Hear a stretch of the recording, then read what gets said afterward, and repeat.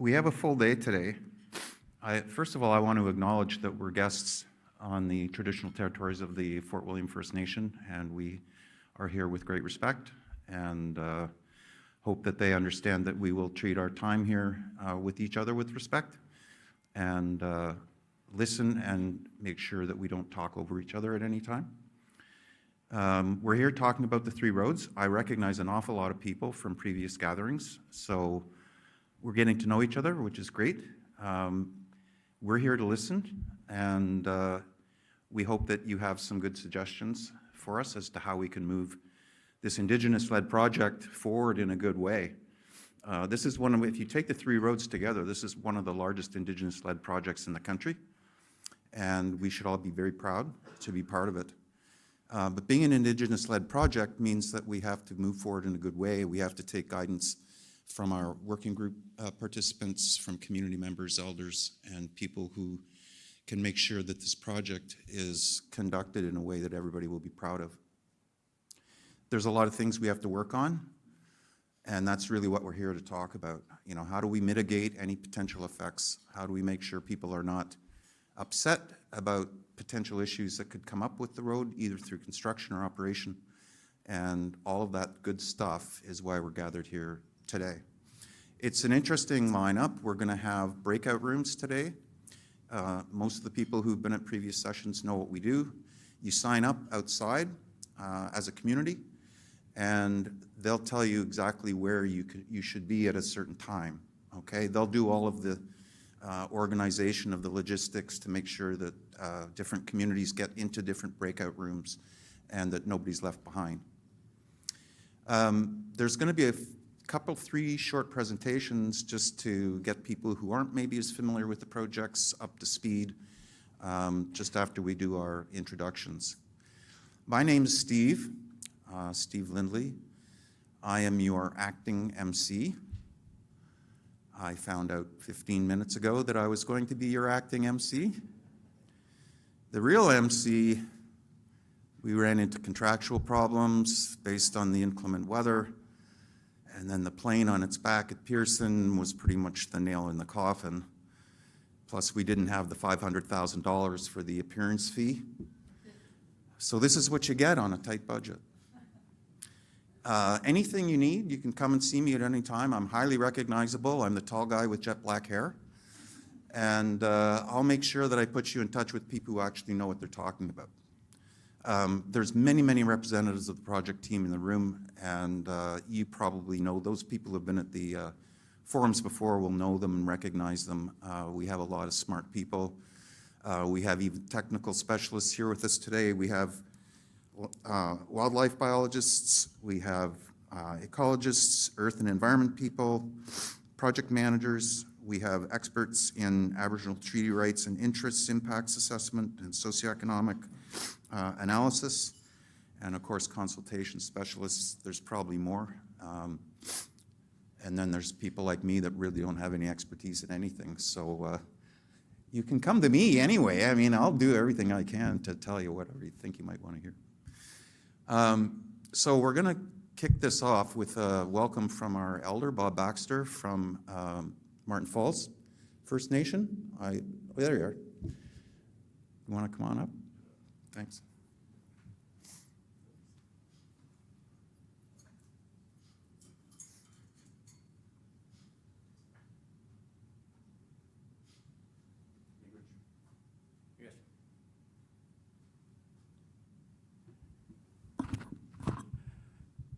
Yeah, good morning.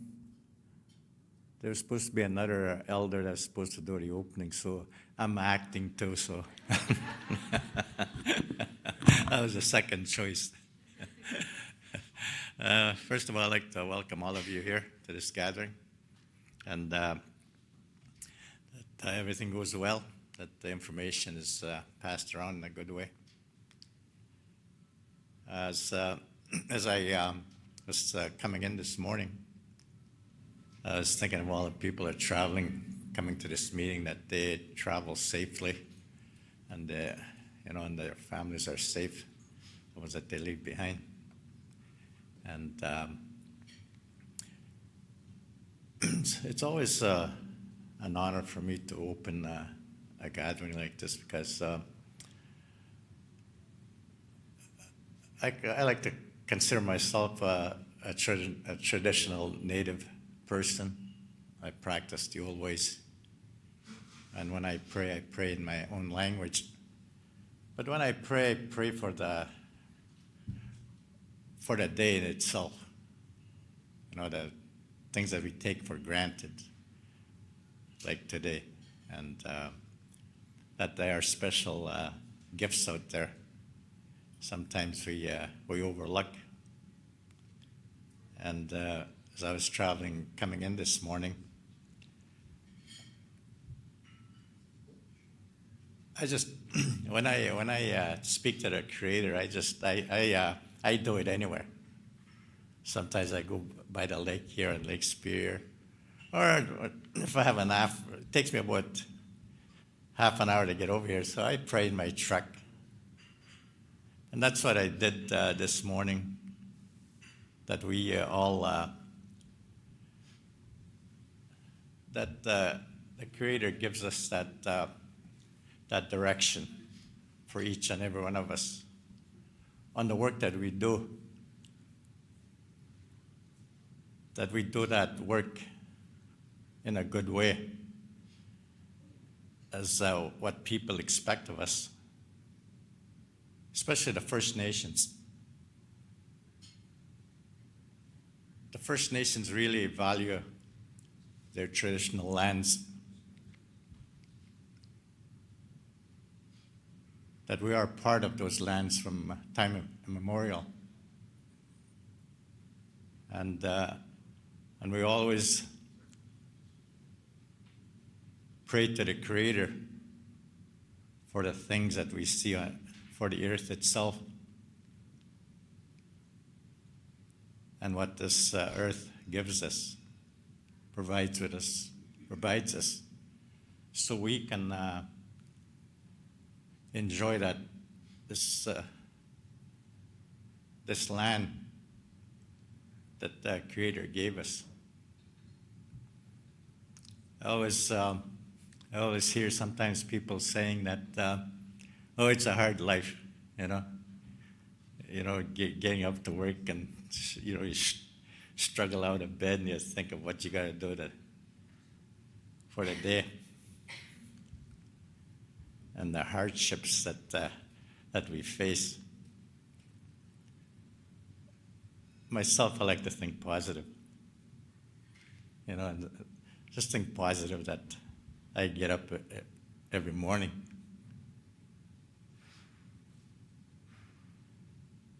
Kind of push my wife out of bed to go make tea or something.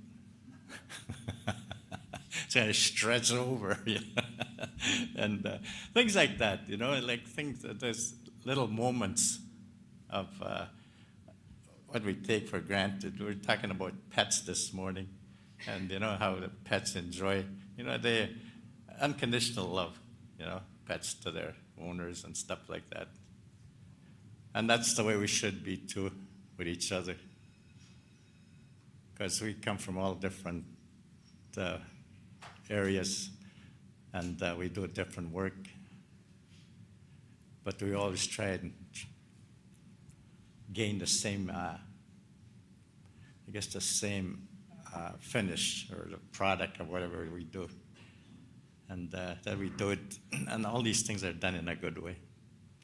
So I'm going to pray in a Ojibwe, and it's just to thank the Creator for that day and all the things that He has given us, that He provides direction for us for this day.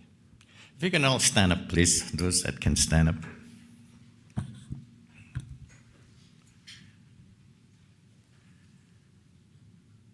Agisheman itu kinana ako migo gagishigak minoa migo che ni guon when mat sunan gamin shang when we onan the chakanan migo chkinage gon wetigan dinamang kanju bagitan man wetigiet tinangwete wa banong etishaw nang gabi ano wetiga ispeming umake king Migues Kitenigo.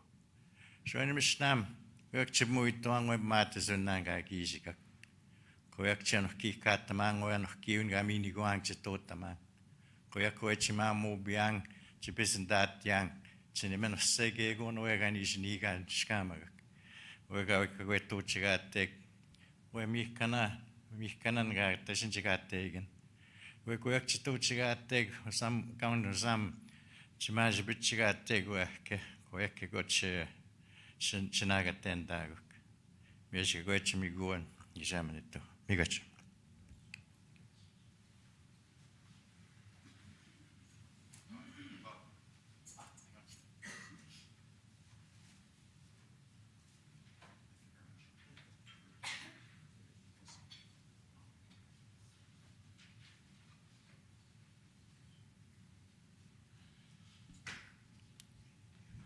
Thank you, Bob. Thank you for your good words and for your prayer, setting us up in a good way. Much appreciated on a last-minute request. I forgot to mention something very important. We actually have gifts. There's going to be a draw at the end of the session tomorrow afternoon around 4 o'clock. We have two $500 cash awards. One is for filling out your passport, and if you don't know what the passport is, talk to the people at the front desk, at the registration desk. Basically, these are related to your visits to the forum, where the, what do you call them, the display boards for each project are set up. I think they're located on the second floor. Is that right? Oh, they're here? Okay, they're going to be here. There will be somebody at each of those displays. There's one for each of the 3 projects, and they'll be able to help answer questions or direct you to somebody that might be able to answer your question, and they will stamp your passport. So you pretty much have to visit all 3 displays and interact. Is there 5? See? That's what you get when you're acting. However many there are, you'll figure it out because you're going to want to be eligible for the draw. So we'll leave that onus on you. We also encourage people to fill out their workbook and again, talk to the people at registration. So there's going to be 2 draws, one for passport, it has to be full, and you have to be present when the draw happens. The second draw is going to be for the workbook. So fill in a workbook, you're eligible for one draw, get your passport filled, you're eligible for another draw. Make sense? There's people who know more about this than I do, so talk to them if there's any confusion. But that all happens tomorrow afternoon, so you have to be here to be able to win. Okay, I think we can probably get rolling here. We're going to start with some project overviews. And I believe the first project overview will be given by Kazim Sadiq on the Martin Falls Community Access Road. Kazim is the principal at Suslop and is on the project team lead for MFCAR and NRL. So I'll welcome Kazim to the stage. And Kazim, just a reminder that when you want your slide advanced, just let the guys know.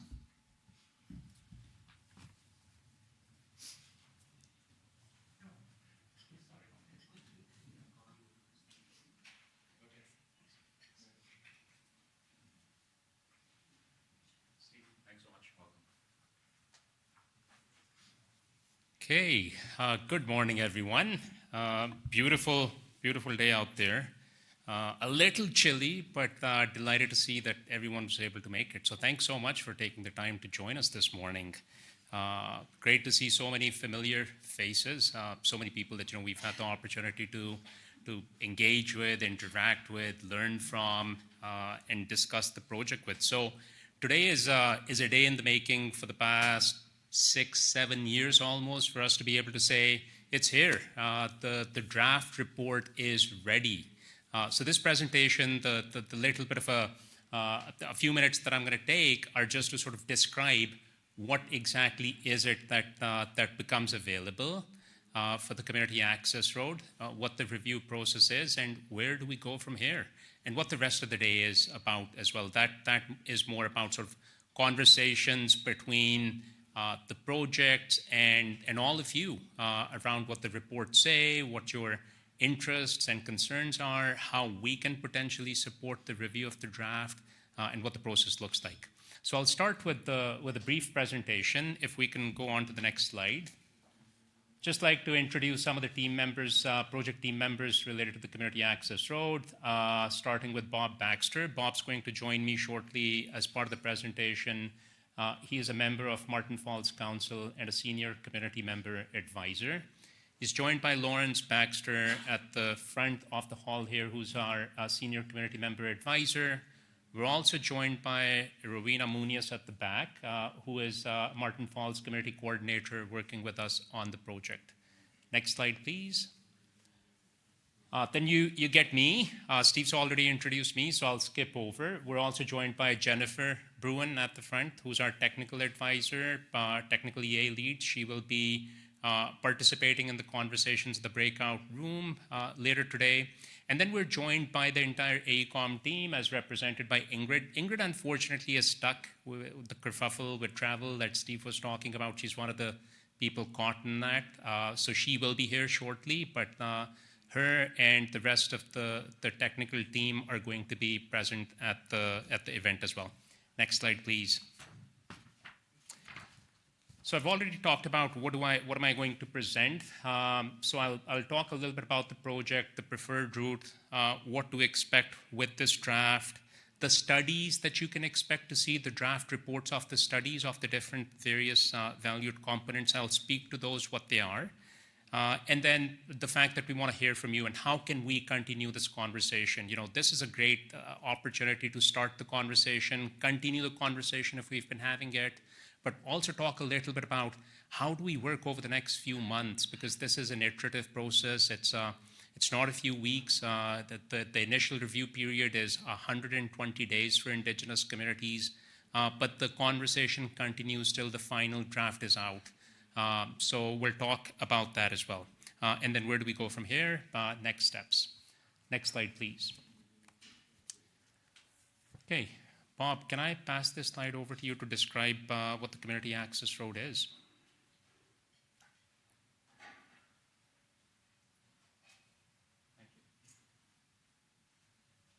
Okay. Take off my elder hat, back to work. You know, as far as I can remember, Martin Falls has always wanted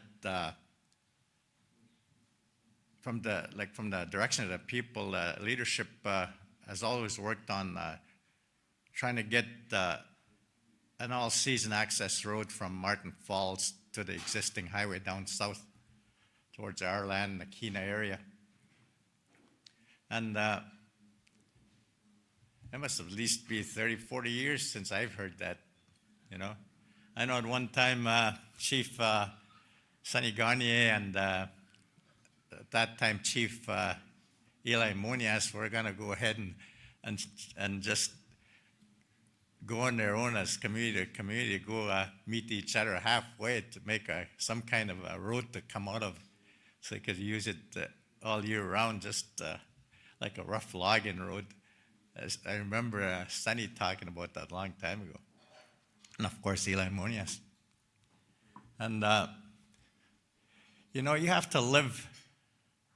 You have to live in a community that's a remote to understand the hardships that these people, like our membership, face. You know, I always, when I talk, I always say, you know, that freedom that we have here, you know, in the cities where the road connections are, we can just jump in our vehicles and away we go to whatever destination we want to go to. But in Martin Falls and other remote communities, you can't do that. The days of when I was young, we used to travel all over the place. I remember traveling by snow machine from Fort Hope to Big Trout Lake, you know, just for recreation. But I find and trapping too, but I find that trapping is not there like it used to be. the young people don't seem to have that incentive, or it's not feasible anymore to make a living. So they have to come out here and look for jobs and stuff like that to survive. When you're in a remote area, I find it myself very difficult when I go up there now, even though I lived up there and experienced that life. I still find it difficult today when I go to Martin Falls. And because of weather or whatever, airplane mechanical failures, we can't come out. And it's frustrating. And that freedom of movement is not there.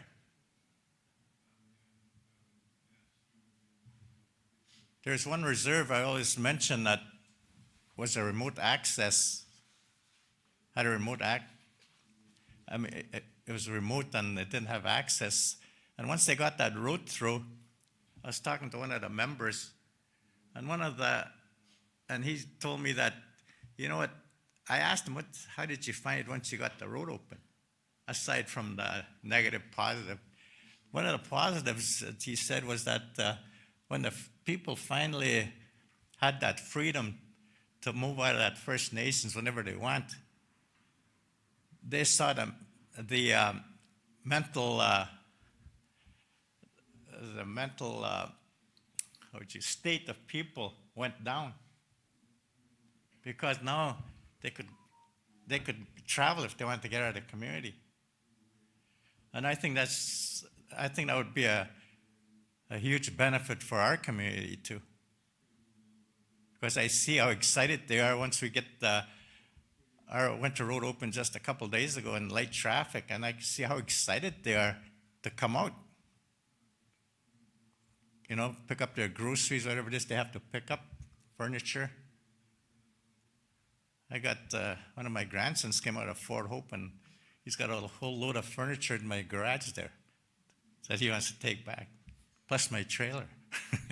Anyway, and the other thing is the health issues. We got a lot of elders, and we got all kinds of sickness that we have in the First Nations, and we depend on these. The only things we depend on is aircraft to come out of there. So that's why it's so beneficial for us anyway. That's why we want the road that's why we're trying to get that road to Martin Falls, just for the well-being of our community as a whole. And this road that we're going to be building, it's going to be about 190 kilometers of two-lane gravel. And of course, along the way, that we're going to we're going to rely on the quarries, the borough areas, and aggregate sources, all those things that we have to look at, and the bridges for the rivers, culverts for the streams, and stuff like that. Also, the temporary camps that's going to go along the way in building this road. If you travel from here to Nipigon, that road under construction, I always picture that's what that road's going to look like, because once we start construction up to Martin Falls, all that work and all the heavy equipment that's going to go through, and that's where I think a lot of First Nations sometimes feel that the land's going to be desecrated in some way, and that the land's going to be disturbed, the rivers are going to be disturbed, the animals, wildlife, fowls. Of course everything's going to be disturbed. But I think with the work that we've done through consultants and all the hard work they have done on researches and from previous route makings, construction. I think, we're trying to find the best practices and to minimize the damage, if you will, that will be done to the land moving forward. And I'll leave it at that. You guys.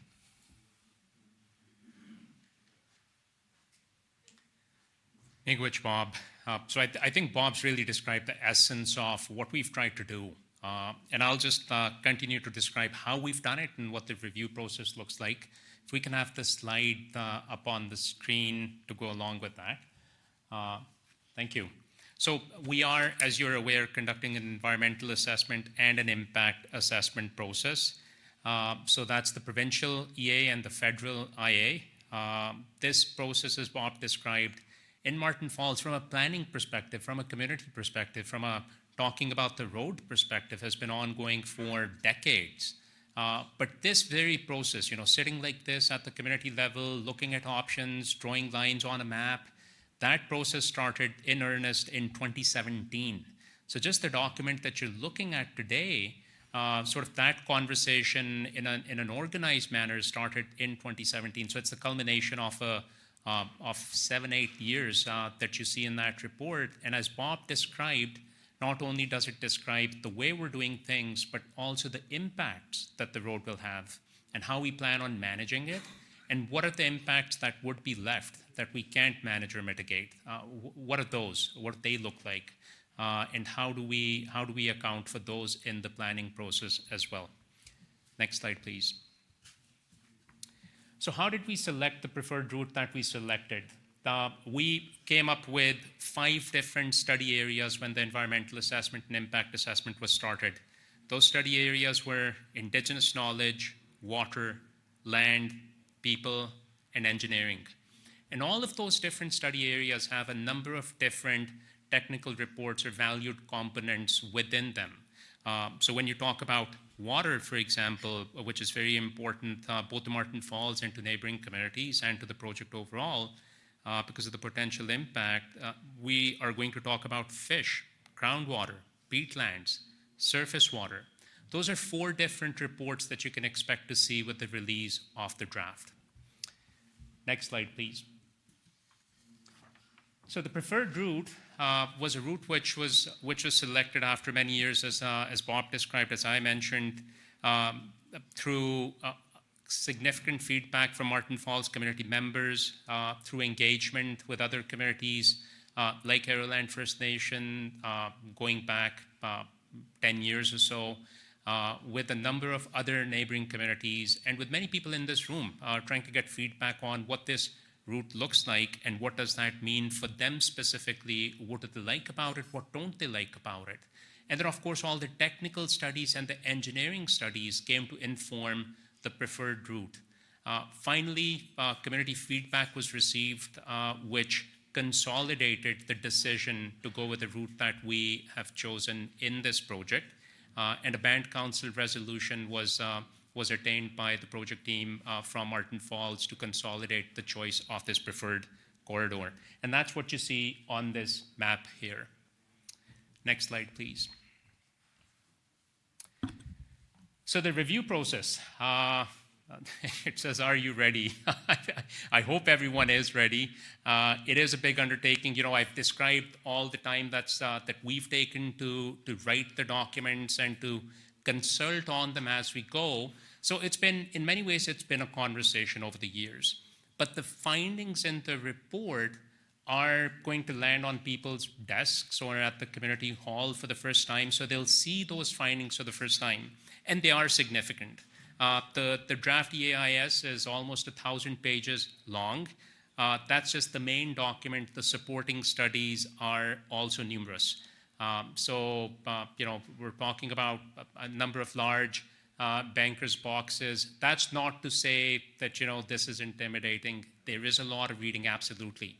But we've also taken a number of steps to ensure that the information in those reports is communicated easily, it's digested easily, the essence of the reports is communicated well.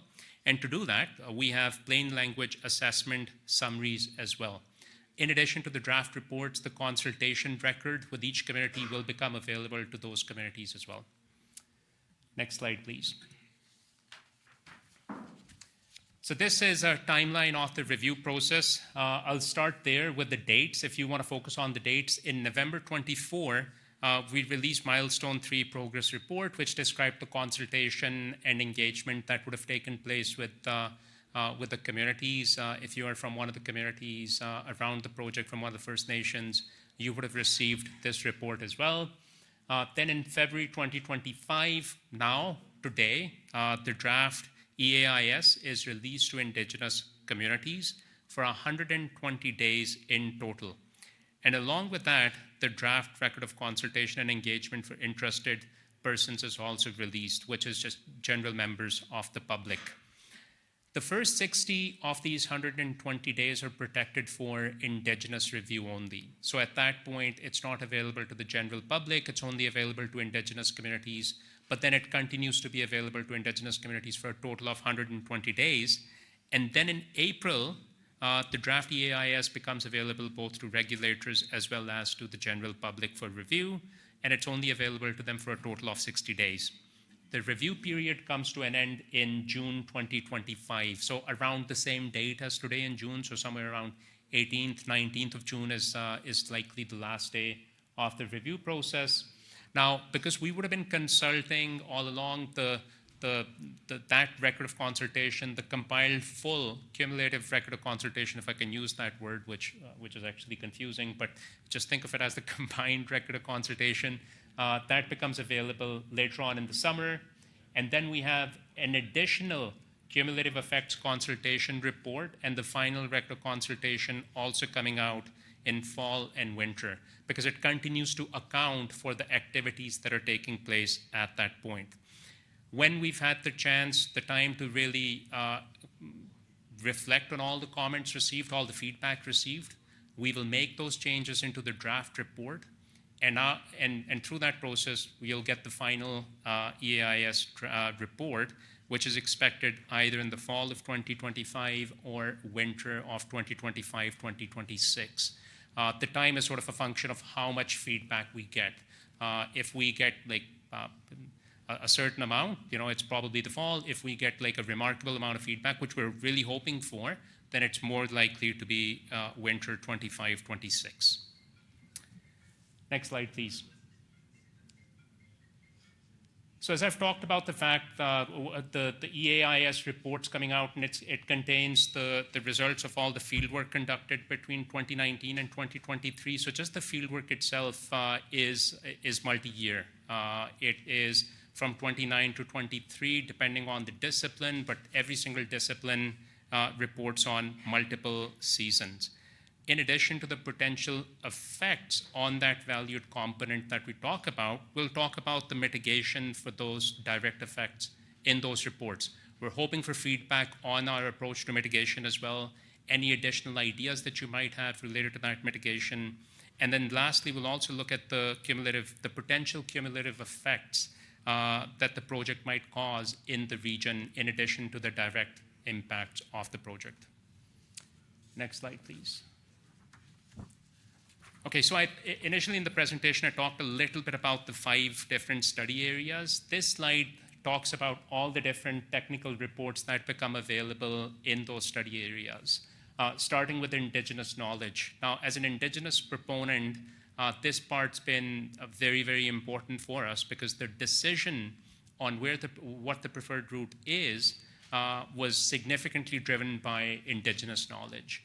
It was also significantly driven by impact on people. So that's why the people section has a number of different reports in it. So examples are acoustic and vibration, cultural heritage, atmospheric greenhouse gases, community well-being, which is a consolidation of economic impact, human health and community safety.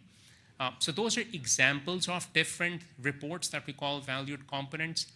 You'll have access to all of those different reports under these 5 study areas. Next slide, please. Now, of course, we would like to hear from you. That's the entire point of getting together. That's the reason we've all gathered. We definitely want to know if there are key areas of interest that matter more to you, that you're more interested in.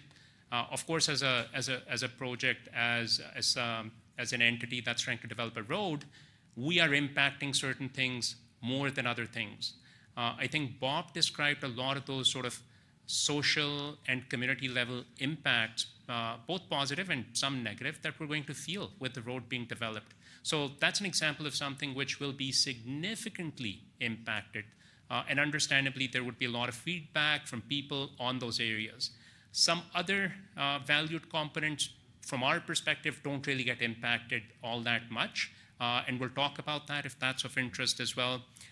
What we've done for the rest of the day is we've set up breakout sessions to be able to speak one-on-one with interested Indigenous communities about the project. So we are going to be around for the rest of today, for the rest of tomorrow.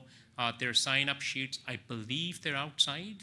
So if you haven't, please sign up for a slot, and we look forward to continuing this conversation with you, both one-on-one today, but also over the next 120 days. Next slide, please. So just to sort of sum it up, the draft review period is 120 days, starting from pretty much now. We're also planning on holding a public information center in Geraldton and Thunder Bay in the spring of 2025. It will be sort of for those of you who've attended this, you'll see the same information, but if any other questions come to mind, if you want to talk to technical experts about something and you see that as an opportunity, please come out and chat with us. And then we look forward to submitting the final EAIS in sort of fall, winter of this year.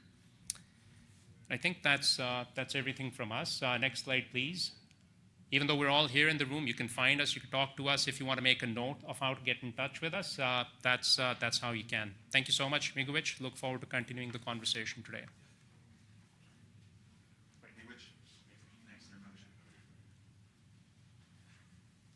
Really great presentation. By the way, one of my jobs is to keep things on time track, but I'm going to blame everybody else if it doesn't stay that way.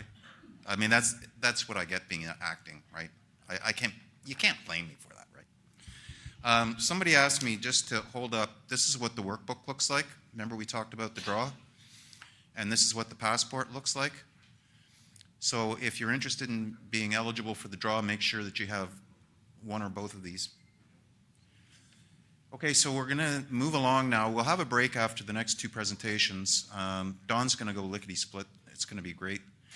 And we're going to hear all about the Webequie Supply Road. Don Parkinson, who's the senior consultation specialist at Atkins Realis and has been working on the WSR project since its beginning, and even projects before WSR was even born. So welcome.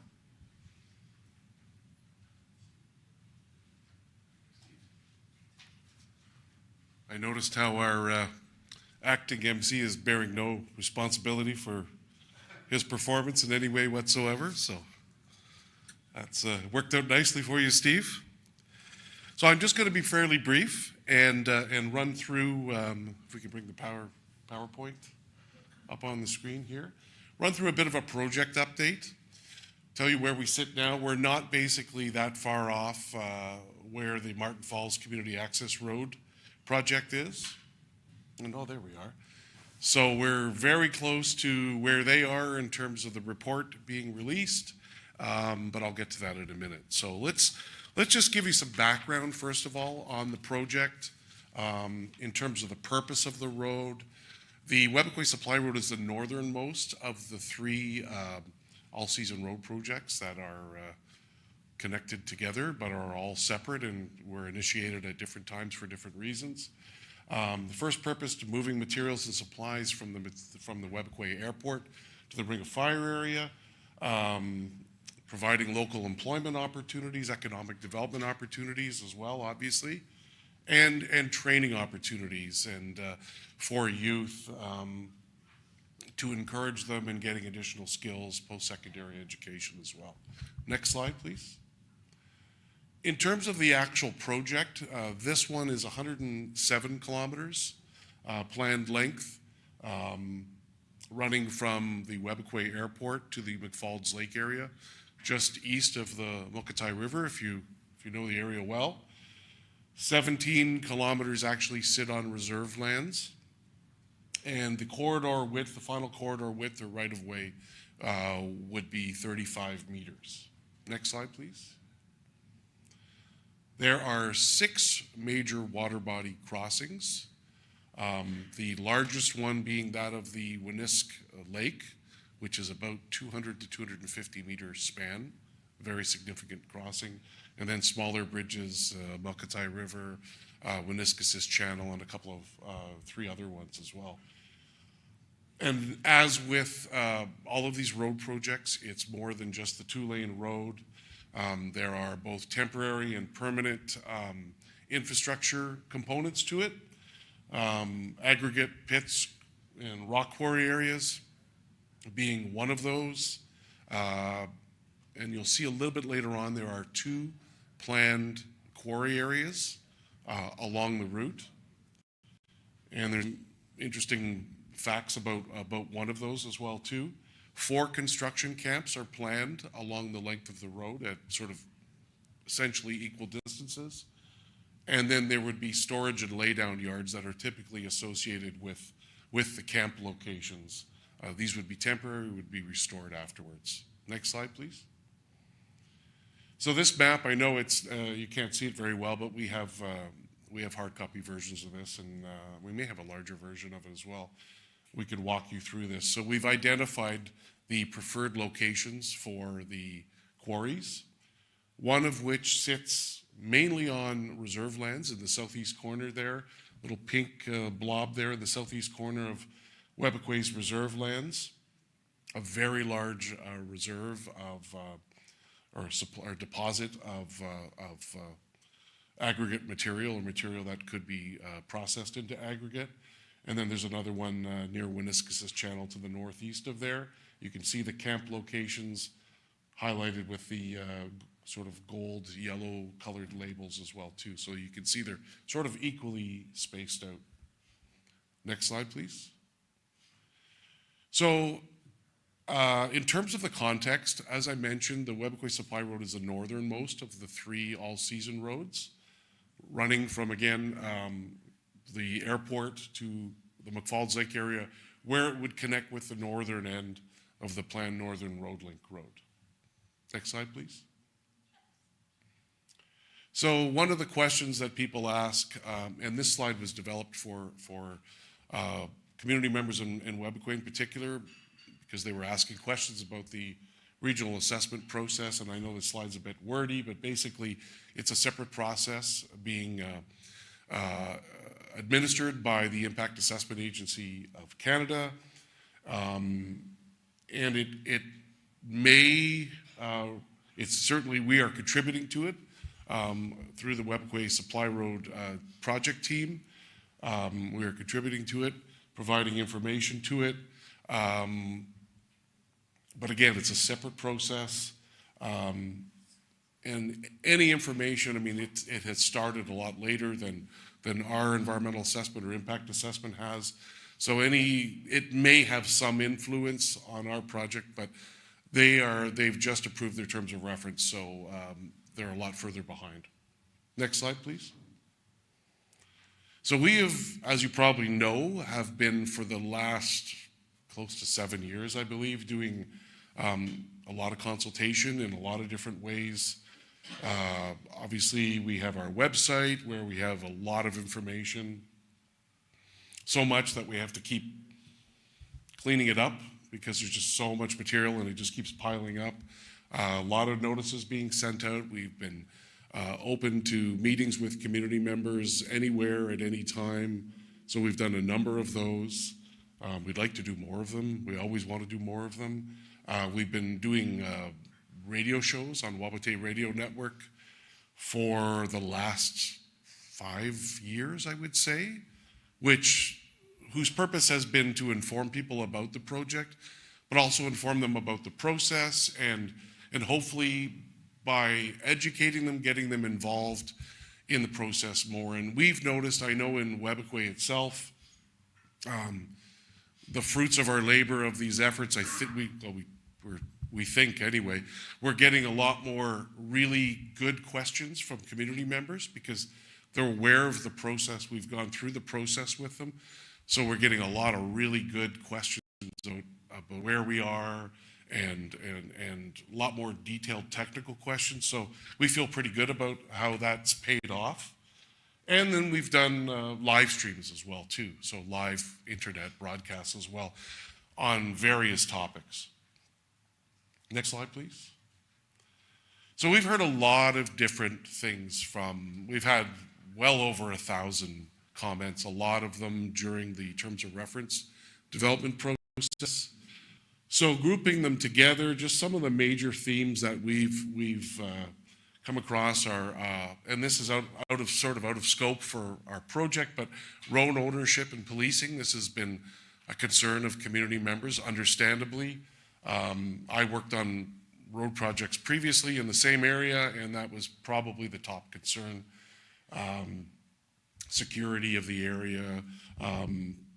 There's the cumulative effects concern, right? All the projects, past, present, and reasonably foreseeable together, and what those might be. Job opportunities, commercial opportunities. Downriver water quality is one that we've gotten mainly from the coastal communities in the receiving waters or near the receiving waters. Climate change, of course, is another big one. I know in Webequie talking about selling the gravel because the main pit or quarry sits on reserve land, selling the gravel to support the project. That's one that's been brought up. Treaty rights, of course, is a major one as well. And then concerns about drugs and alcohol, which tie in with the road ownership and policing. General security of the road. That's a bigger issue. I think it's starting to be dealt with at another level, but it's not really the focus of our work. Next slide, please. Now in the project. Well, we're almost where Martin Falls Community Access Road is.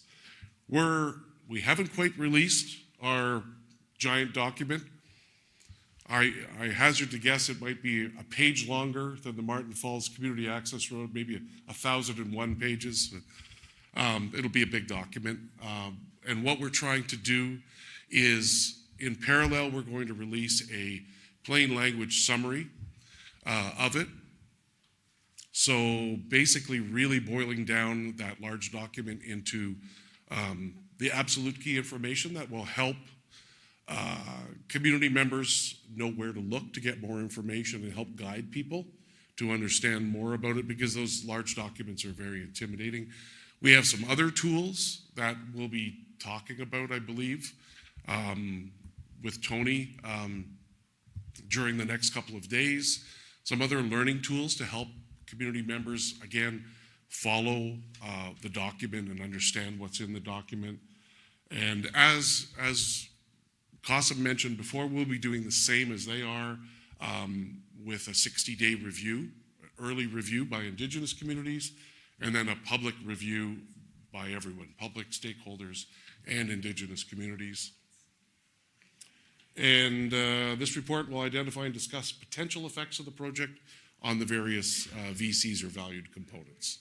Next slide, please.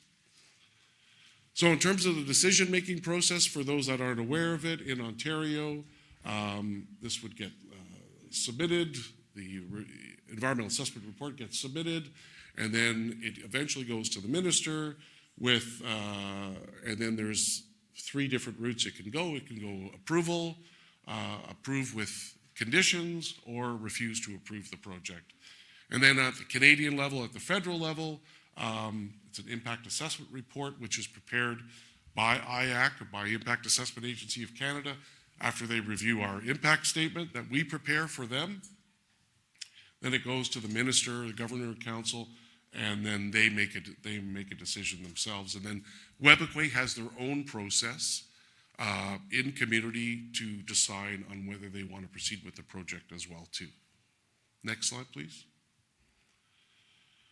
So, after approval, I'm sure many of you know this, but the approval of the project doesn't mean all permits or all approvals have been given. There's many other approvals that have to be gained. There are many other permits to apply for, such as those to work near a water course, when you're building bridges, in water works like building piers, things like that, pits and quarries, things like that. And then we have the post-approval monitoring that goes on. So beyond the permits, there's monitoring by the project proponent to make sure that we meet the commitments. So there's compliance monitoring to make sure we meet the commitments that we made and that were asked of us by the regulatory agencies. And then there are our own commitments that we made in the process. And then there's the compliance monitoring or effects monitoring to look at whether our predictions as to what the potential effects might be are actually coming true or not coming true. Hopefully they're not coming true if they're negative impacts. So the point is that if there is an EA approval, that doesn't mean there's no more oversight. There's a significant amount of oversight after that. Next slide, please. I think I've covered this one. Next slide, please. So, as I mentioned before, coming soon. Can't tell you exactly when. I know I have two people in the back of the room that are asking us almost daily when it's going to come, Jason and Paul, yes. And our document will be coming out very shortly. And again, it will be accompanied. We're not going to release it unless we have the plain language summary to accompany it to help follow the document as well. So next slide, please. So here's the basic schedule. You can see what we're doing right now. The document's getting ready to be released. And then ultimately, we're hoping 2026 that will receive decisions from both the federal government and the provincial government on the project. So that's it. No questions at this point, Steve? No questions? Okay. Sorry about that. An acting presenter.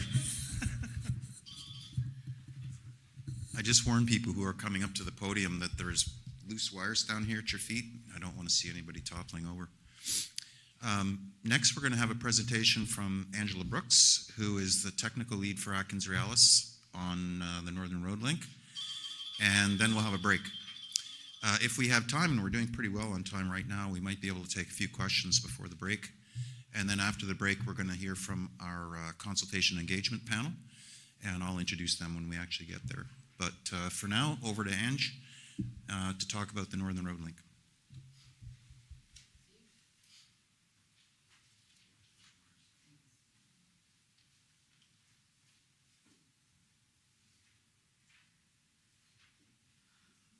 All right, Tony, can I have the presentation up?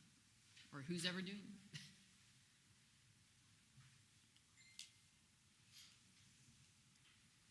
Okay, great, thanks. So our project, the Northern Road Link, is not quite at the same stage as MFCAR and WSR. We're quite a few years behind. We're just finishing up all the baseline work at this point. So I just want to remind everybody, because everybody knows, it's a First Nations-led environmental assessment. Next slide, please. So what I want to talk about today is the study plans, the Attawapiskat River crossing, the alternatives assessment, a little blurb on cumulative effects, and then I'm going to have Michelle come up to talk about Indigenous knowledge and Aboriginal treaty rights and interests. If she's in the room, I texted her. I don't know where she's at, so hopefully she shows up in the next 10 minutes or so. All right, next slide. Okay, so most of you in this room are familiar with this project and have probably heard this presentation numerous times. So the NRL is a proposed all-season multi-purpose road. The proponents of the project are Martin Falls First Nation and Webequie First Nation. The road will connect the Ring of Fire mineral deposit to the all-season highway network via Martin Falls Community Access Road.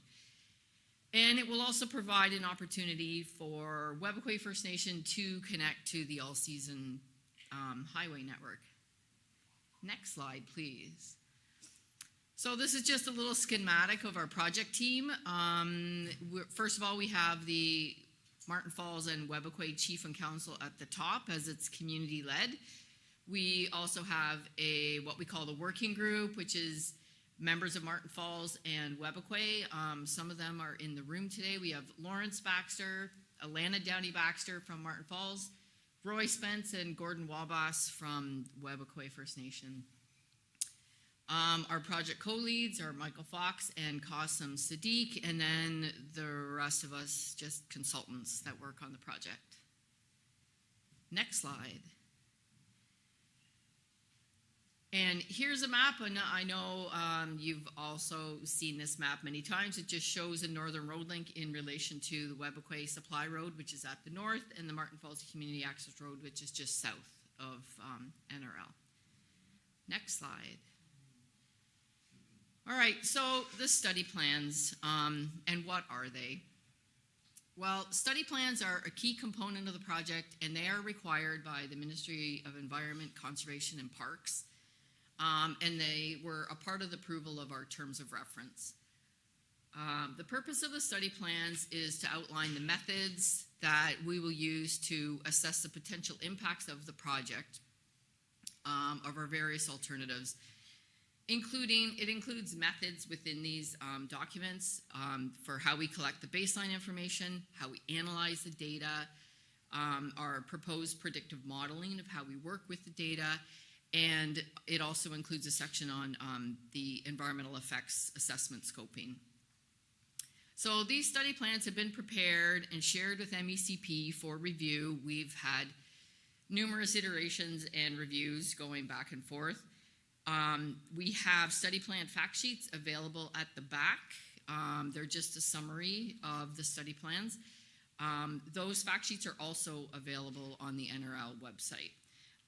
We're looking for feedback on these fact sheets, so if you could avail yourselves and have a quick read of the fact sheets, we would appreciate it. You can also talk to anybody on the project about them if you have any questions. But like I said, we're looking for feedback. Next slide. Okay, so the other thing we wanted to talk about, and I know we've been discussing this for quite some time, are the alternate routes for crossing the Attawapiskat River. We have the east crossing, which is the one that's running up on the Esker, and we had two proposed westerly crossings. The furthest west crossing was one of the ones we were looking at towards the early stages of the project. We quickly changed our minds on that project after some engagement and consultation with the communities, because it was brought to our attention that there's sturgeon spawning areas in that location. So we shifted the location of the bridge to be slightly downstream and outside of any potential sturgeon spawning locations. The next slide, we will show how we shifted the eastern crossing slightly downstream to avoid the set of those three islands that are upstream of the crossing. And this was mostly done in consultation with Martin Falls community members who expressed concern about the proximity of the road crossing to those islands, which are an important moose concentration area. So we listened to the community, we talked to the engineers, and we shifted the crossing further downstream. Next slide. So here's a map of our alternative corridors. We've got 12 alternative corridor segments, or all the ones are in different colors. Each alternative is 2 kilometers wide. So that way we can move the alignment anywhere within that 2 kilometer corridor, because there'll be other sensitive reasons that we need to move it within the 2 kilometer corridor. It doesn't mean that it's going to go smack dab right in the center. Various segment combinations are possible to put together the full corridor. There are some common segments in the south, A1 and B1, and then same thing up in the north end. And I also just want to mention that at any point during the EA and IA process, we could be presented with other alternatives that we will have to incorporate into the project. So that's all to say that this isn't necessarily set in stone. We could end up with other corridor segments. That's just how the environmental assessment process works. Next slide. So here I want to talk about the alternatives assessment and how we're working on it. This slide is also a little bit wordy, but basically the alternatives assessment allows for a comparison of the advantages and disadvantages of each of the different segment options. We're using a computer software tool to help us work through this because there's mountains of data and it would take too long for people to process that data to come up with the results. We have indicators and criteria to help us figure out how we want to organize that data. And we're also looking for your feedback on this as well. We are looking for your opinion on the location of the corridor segments, whether you prefer it going up onto the Esker or over to the west through the peatlands. I also want to mention we have corridor segments south of the Attawapiskat River that are currently running through sensitive caribou habitat. I don't think I have a map here, but we do have a map that we will have on one of the, next to our booth, so I can show you that in more detail a little bit later. Next slide. So this is the method for how we're completing the alternatives assessment analysis. Oh my God, I'm gonna have to use my glasses for this one. All right, so we first gathered all of our data from the baseline studies. We assigned scoring and weighting to that, but I'll get into that a little bit later. We haven't applied weighting yet. Our experts have built a model and we've had initial output of that, but we're still waiting on a little bit more refinement of the data before we're ready to show you the results of that assessment. And then once we have the results, we'll have the evaluation outside of the model, which will include additional engagement and consultation, and then eventually selection of the preferred corridor. So you can see right now we're right kind of in that center portion. We have to rerun the data. We're just looking for more data inputs and more feedback from communities in order to complete another run of the data. Next slide. So some of the terms that we use in the alternatives assessment, it's a little bit technical. So we have a group of factors. You know, I think let's go to the next slide because it's easier to figure this out. So here's our factors and criteria. So for example, the factor, natural environment. So the criteria under that one is caribou, wolverine, birds, fish. If we look under indigenous land use and interest, we have indigenous land and resource use, and then sustenance and wildlife and waterfowl species. These are just examples. It's not exhaustive. And then the other factors are socioeconomic, technical considerations, that's the constructability and the cost, and then the physical environment, which is your surface water, groundwater, air, noise, greenhouse gas. Next slide. So this is the part where I talked about the weighting and scoring. We haven't applied weighting yet, but what that means is we will apply, not scoring, but you see those percentages, how right now each one of those factors is worth 20% in the assessment. We're gonna work within those factors, and some of the factors will be worth more than other factors based on community feedback and subject matter experts' opinions, because they'll be more important, if you will, in the analysis than other factors. And then once we rerun all of the data and we rerun the model again, we'll come out with scoring, and it will eventually show us which alternative is coming up as the most preferred. Next slide.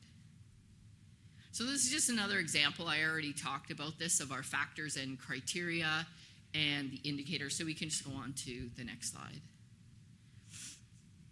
All right, so this is just a little blurb about cumulative effects assessment. I know we talked about this in great detail at the last time we gathered. So just as a summary, the cumulative effects assessment is a requirement of the federal and the provincial EA process. It's a requirement in the tailored impact statement guidelines and in our terms of reference. And what it is, it's a combined impact of multiple projects and activities over time and space. So we're looking at projects that are already on the go. So for example, NRL, we'll also be looking at MFCAR and WSR, but we'll also be looking at projects within the wider geographic area. So it could be existing mines, future mines, other roads. I'm sure I'm missing some. We also have a table map of this that you can have a look at, all of the projects that we have listed that we have to assess in the cumulative effects assessment. So how do we do that? Well, what we do is we take the net effects, which are the leftover effects, after we've applied mitigation, and we look at how it will interact, like I said, with other present, past, and future projects within the region to assess the effects when all of these are combined together. It's very confusing, it's very technical, and part of this process is to identify additional mitigation measures that can be applied to eliminate or reduce these cumulative effects. Well, sorry, what's left over after that is the cumulative effects. I urge you all to come and ask us about it. It's a lot easier to talk about it one-on-one instead of in a slide situation like this, because there's just so much to talk about. So I absolutely urge you to come and talk to the project team members, anybody on any project, because we're all doing the same effects assessment. Next slide. And this part I will hand over to Michelle. Chimakwich and Buzu, welcome. Hi, my name is Michelle. I am leading the Indigenous Knowledge Program, which is an innovative process that we're doing for the Northern Road Link project. I'm also going to be supporting the work that we're doing on the Aboriginal and Treaty Rights and Interests assessment that we're doing with communities, and I invite you to attend our panel that we're hosting tomorrow that I'll be a part of, and discussing the process further. Could I get the next slide on screen, please? Thank you. So as part of our process of understanding potential positive and negative impacts of the proposed Northern Road Link project, what we're undertaking here is gathering or asking communities to share their Indigenous knowledge through what we're calling the Indigenous Knowledge Program. Here on this diagram, I want to show you is that to assess Aboriginal and or treaty rights and interests, we're asking communities to share their knowledge through two major aspects. One is existing knowledge base, so this would be existing Indigenous knowledge and Indigenous land and resource use studies that communities have undertaken already as part of their own work that they're doing for their communities. And we're also requesting that there is potentially desktop studies available that communities have participated in with other projects, and that would form our existing knowledge base that we can work with on the communities. What we're also doing, which is a bit more innovative with the Indigenous Knowledge Program, is undertaking project-specific studies. And here we ask communities to provide Indigenous knowledge that they would wish to share, community information they'd wish to share that's specific to our project. So we had previously, through communications, shared our study areas and where we're working with, and we're hoping communities can collaborate with us and share their Anishinaabe and Indigenous knowledge through our process, so we can weave it into our assessment process. What we're also hoping to do, and we've seen that happen with some of the communities, is they're participating through our field programs. So we have community representatives who become field monitors when our field programs are ongoing during their field seasons, and that is also information that communities are willing to share with us and that we validate with our communities before we undertake them and include them in our baseline conditions. So baseline conditions is basically where we set the stage of how we assess the Northern Road Link project, specifically for, as noted up here, the Aboriginal and or treaty rights and interest assessment. Next slide, please. So here, and I don't know if you can really read it, so I'm just gonna point, and I might touch that screen as well, is while our Indigenous Knowledge Program is our critical information base, what we're asking for communities to do is participate through various means, but basically through our Indigenous Knowledge Program. And where we're at right now is we're asking communities to share their project-specific Indigenous knowledge and Indigenous land and resource use information that they're willing to share. So just to touch the screen, we're right here. Up there. We have copies of this presentation available back there, and I think we have some of this information also on our presentation booth, at our Expo booth with our presentation boards as well. So our goal, as I mentioned, is to weave together Indigenous knowledge throughout our project. And as part of our project schedule, this is what we're working with right now. And what we're hoping to do is have community uptake on our Indigenous knowledge program and share their information with us so it can form part of the baseline conditions. Next slide, please. So not only does Indigenous knowledge form our baseline conditions, because we are hoping to weave Indigenous knowledge throughout our project's valued components, and valued components are those factors or those conditions that we have to be mindful for that are related to land and water use. We are hoping to weave Indigenous knowledge throughout our various valued components. So for the disciplines that I work with, which is Aboriginal rights, Aboriginal and treaty rights and interests, we are working with two valued components. They're up there in purple. That's the Indigenous use of land and resources and cultural continuity and well-being. But we have other valued components that are under various disciplines that also include Indigenous knowledge where available, where provided by communities, where available through desktop studies, that we are weaving that throughout the process of this impact assessment.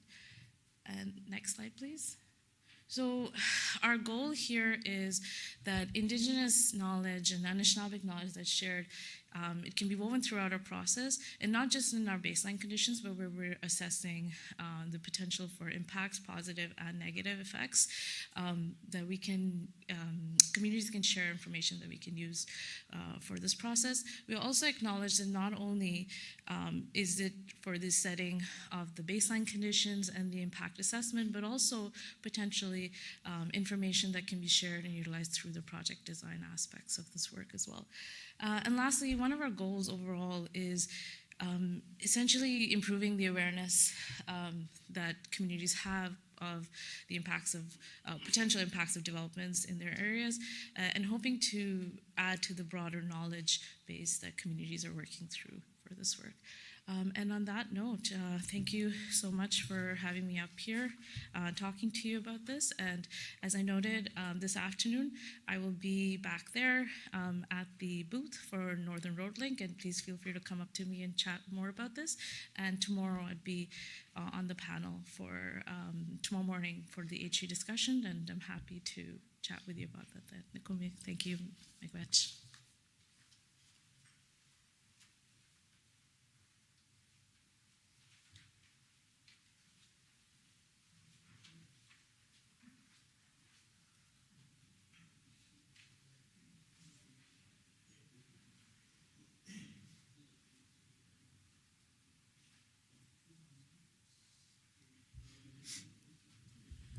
Thank you, ladies. Great presentation.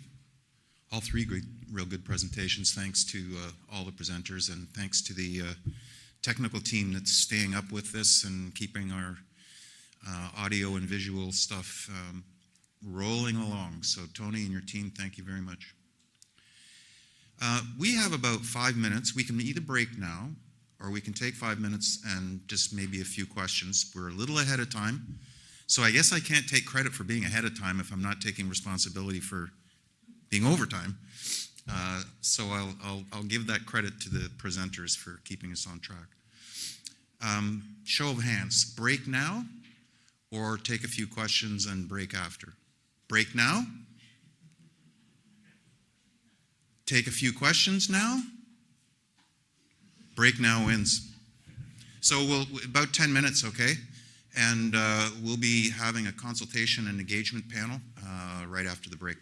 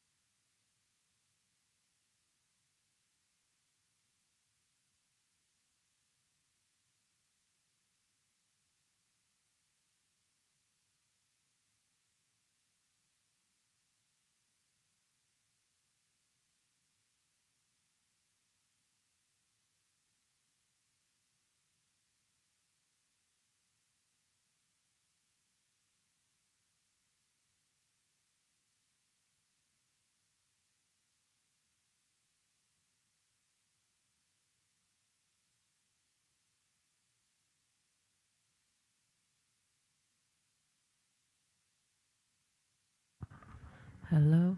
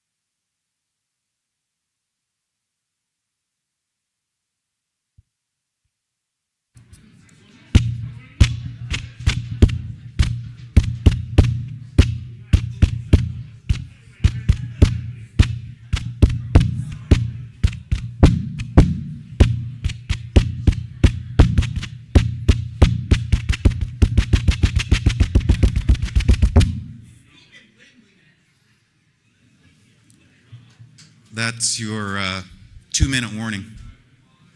We're going to have our consultation engagement panel up.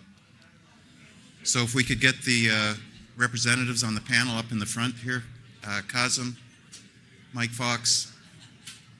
Mike's at the back working on other projects.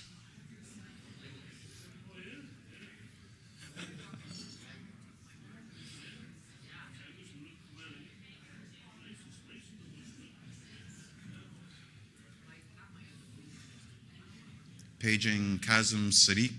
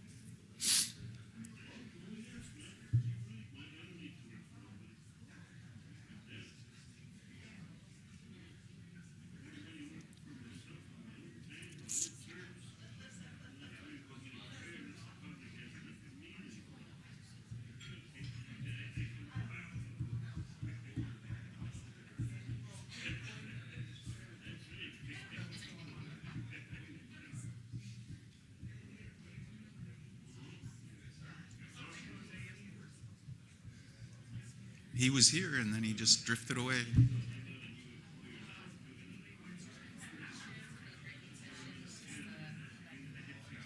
Okay. In the breakout rooms, so there will be.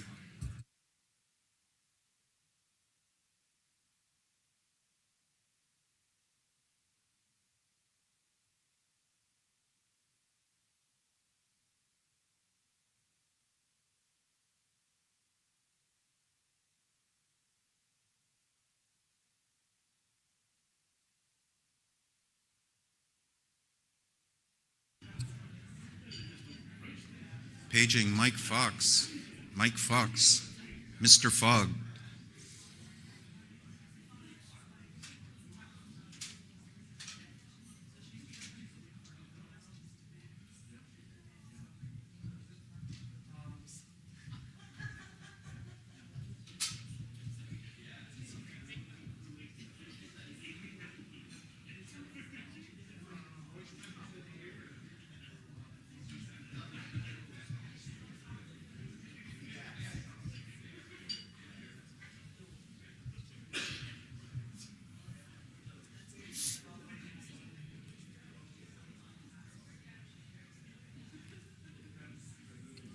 Don, can you see if he's out there? Mike.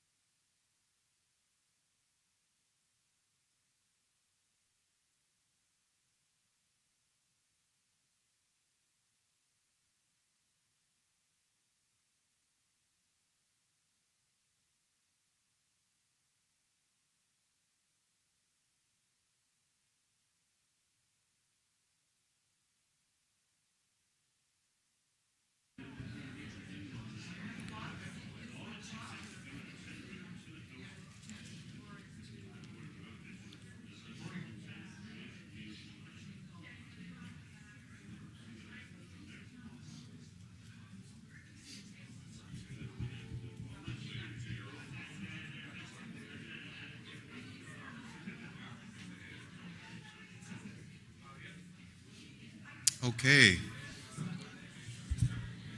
We now have the elusive Mike Fox joining us on the panel. We're going to start now, if you could take your seats.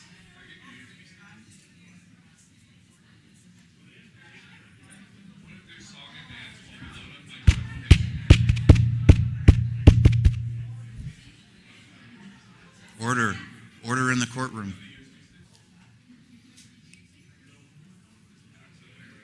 Thank you.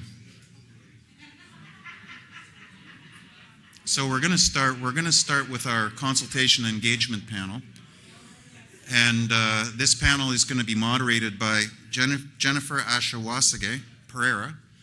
And we have our panelists, Kazim Sadiq, who was previously introduced as principal of SUSLOP and project team member for NRL and MFCAR.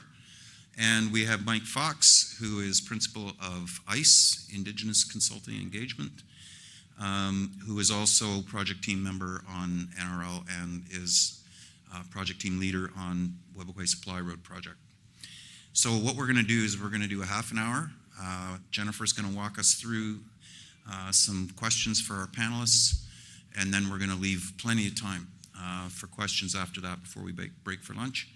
And I've been asked to remind people that if you want to ask a question, you can only do so if you're prepared to give us your name and community affiliation, or any other affiliation. You don't have to be from the community. So with that, a big welcome to Jennifer, Kazim, and Mike. Chimigwech Stephen, Ani Bojo, de Bajamo Banashis Dijnakas, and Mcdodam, Chikchigan and Donjaba. I'm Jennifer Ashawasage Pereira, and I'm from Henvey Inlet First Nation, and I work for Atkins Realis as an Indigenous consultation engagement specialist.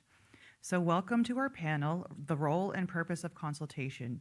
And I know Kazim, you heard him speak earlier, and a lot of people know who Michael Fox is, but I was going to read you their bios. So Kazim is a management consultant and economist. So over the past 15 years, he's worked in strategy, sustainability, environmental and impact assessments, socioeconomic development, and research in diverse industries.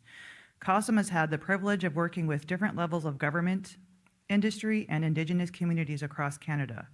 He has led national, regional development and sustainable initiatives. He has also advised mining companies on sustainability strategy and Indigenous partnerships frameworks. And Kazim is the project lead for MFCAR and the co-lead for NRL. And over to Michael Fox. Michael is from Winisk First Nation and is the president and CEO of Indigenous and Community Engagement, or ICE. He brings a wealth of experience in structuring projects and financing for both industry and Indigenous clients. He's a certified professional facilitator, a certified change management practitioner, and a certified professional Aboriginal economic developer. He is co-chair of the Indigenous Affairs Committee for the Prospectors and Development Association of Canada, or PDAC, and is the co-chair for the jury panel for the Progressive Aboriginal Relations Program, or PAIR, at the Canadian Council for Indigenous Business. He also sits on the board for the Indigenous Centre for Cumulative Effects, the Thunder Bay Economic Development Commission, and is a ministerial appointed board member for the Northern Ontario Heritage Fund Corporation. And Michael is the project lead for WSR and co-leads NRL with Kazim. So I'd like to say welcome to these gentlemen here, and if we can give them a round of applause before we begin. Fantastic. Chimigwech. Martin Falls Community Access Road, Webaway Supply Road, and Northern Road Link are not small undertakings at all, and they require a good amount of consultation. And as you heard this morning, both MFCAR and WSR are and will be circulating their draft environmental assessment and impact assessments. And as for our Northern Road Link, we are into our 4th year, and all 3 projects have undertaken various kinds of consultation activities. And so you heard a little bit about that this morning. You heard from Don Parkinson some of the activities for WSR and some of the activities for Northern Road Link project. And so following our panel discussion, we will have time for questions. And as you heard Stephen say earlier, when you have a question, please state your name and your First Nation or your organization. That would be fantastic for our note takers. So I'm going to start off with the first question. And I would like to understand the importance of consultation. So we're going to start with Kazim and move over to Michael. Hello. Okay, it's working. Well, thanks so much, Jen, for that question. And it's an opportunity for us to really talk about what consultations meant to the road projects. From my perspective, to the Community Access Road and to the Northern Road Link, you know, as sort of people who are planning these roads, it is impossible. It's impossible to plan these roads in a silo. You know, we're not in the business of drawing lines on a map ultimately, But what we're trying to be in the business of is to convene conversations like this, to ensure that, first of all, the Indigenous proponent community, but then all the neighboring Indigenous communities that can potentially be impacted by the project have a chance to get together to talk about that potential theoretical line on a map. If it makes sense, if it doesn't make sense, what type of potential impacts it can have, people's hopes, aspirations, concerns, fears related to that. That's sort of the conversational process which we call planning. It's sitting together at a coffee table, talking about all of those things. It's having tough conversations in an open forum as well. Getting up and asking a question which might feel like I don't know if I should ask this, but absolutely that's what the term consultation is about for us. It leads us, it drives us, it enables us, it guides us, and eventually creates the decision that this entire process is about in a nutshell. So I think I'll keep it brief with that, Jen. Okay, and Michael, your thoughts? Thank you. And I wanted to thank everybody for making time to join us here today and tomorrow, and for the opening remarks and prayers we had this morning. I know Webequie and Martin Falls in their respective projects, had a set of principles, that they were guiding their undertaking. For Webequie, they had the three-tier model, which is an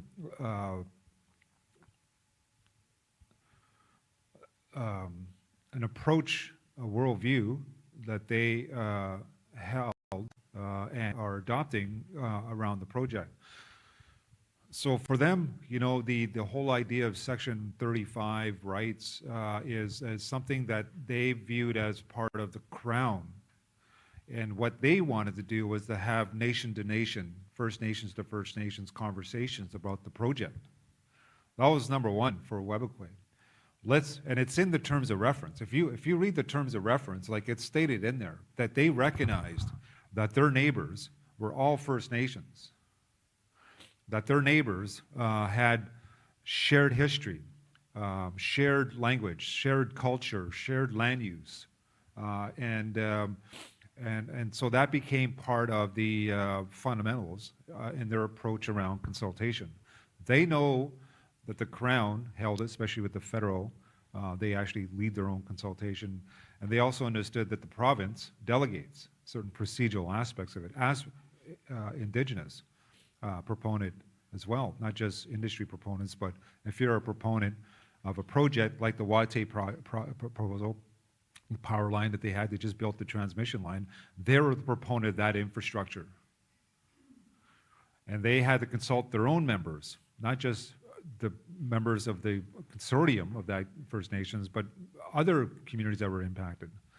So understanding that, from Webequie, and then later Martin Falls, that a lot of those principles were adapted for the Northern Road Link.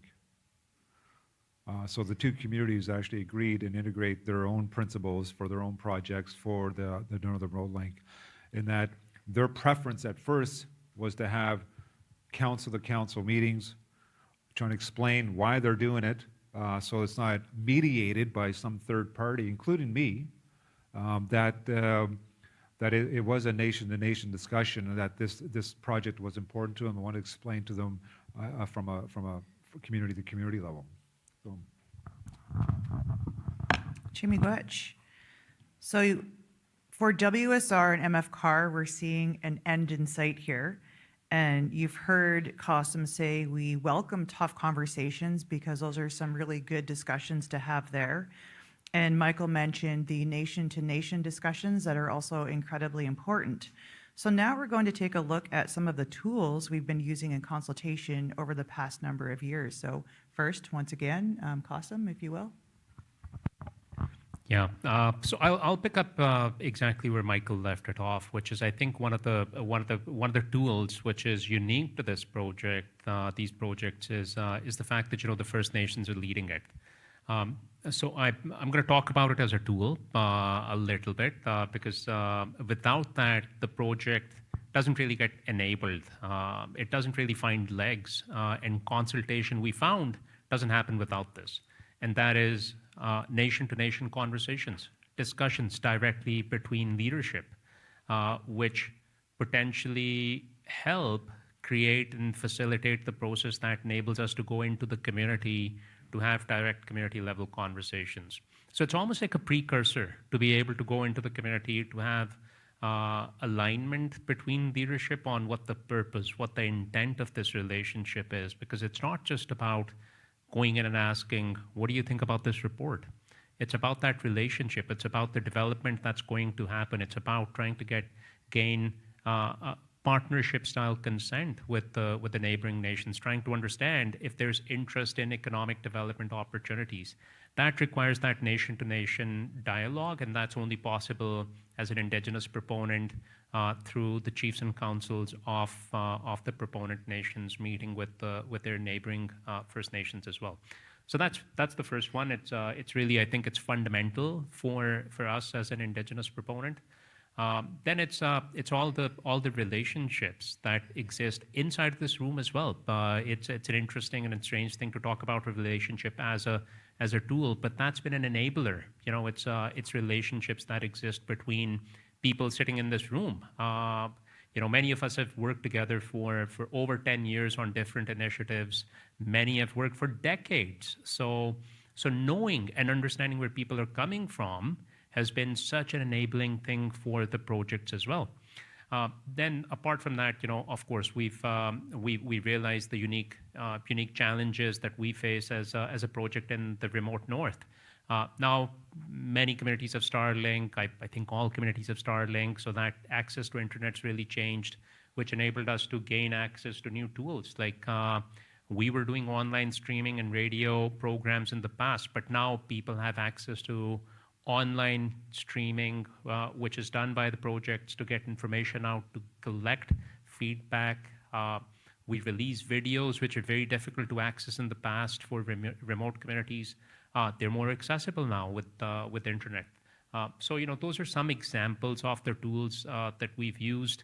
And of course, that there's no real substitute for a direct conversation. So that's been one thing we've really prioritized, trying to be in the community, trying to request those individual meetings at the community level. And that's taken time, and that time was really sort of spent having those nation-to-nation conversations at the leadership level, trying to ensure that, you know, where the relationships exist, we've got the ability to develop an understanding of what these projects are about. And then going into the communities to have those conversations, benefiting from the precursor processes that I've just talked about. So those have been, I think, some strong and fundamental tools for these projects, which are atypical for many other development projects out there. All right, Chimigwech. And Michael, what do you think some of the tools, the most effective tools have been in consultation? I think tools is a good word to use. That's what Webequay Working Group, Gordon and Roy uses, that they view Ontario's environmental impact assessment as a planning tool. They view the impact assessment of the federal government as a planning tool that they're adopting for their purposes. It's a tool for them. And then using their own tools, you know, and their own knowledge in designing that process. So integrating their own Indigenous principles up there, in Webequay's case, the three-tier model. And again, the three-tier model could be seen either on the website, on the project website, or it's in the terms of reference. It's explained briefly there. Actually, it was well written. I think integrated by Steve. Steve Lindley wrote that part in there. Listening, trying to understand that worldview, so it's a planning tool. They view it as grabbing a provincial tool, a federal tool for their own aspirations. At the same time, knowing that they had their own list. If you go to the WSR terms of reference, Webequay had their own list of communities that they, based on the shared history, like I said, the shared land use, that they had So that's an example of them exercising their own views, their own determination, their own aspiration around, based on our knowledge and our relationship and people and relations in those communities, from our community or vice versa, that we think these are our list of 8 First Nations. And then the federal government came along and gave their list they have to consult with, and that was 10 First Nations.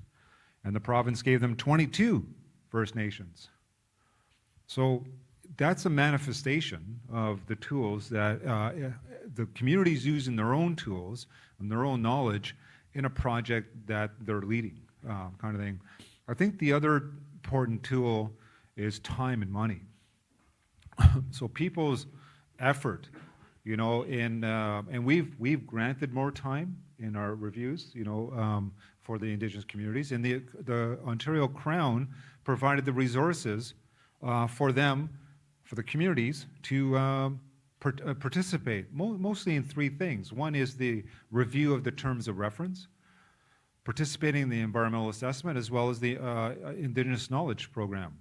And that was offered right from the beginning, especially at the review of the terms of reference. So these tools, among all the other innovations we'll hopefully have time to talk about, were fundamental in kickstarting this process as an Indigenous-led project.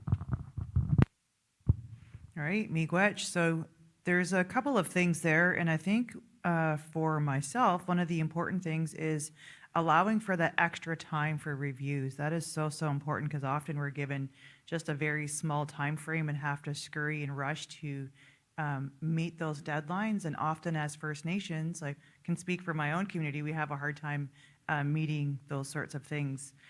And then looking at some of the tools that we use in consultation, there's open houses, there's live streams, there's radio programs, and there's in-community sessions, and of course, there's the website, so we can gather engagement there if someone wants to get a hold of one of these gentlemen with more questions, or they want to direct questions to any of the project team. So there's that list of tools.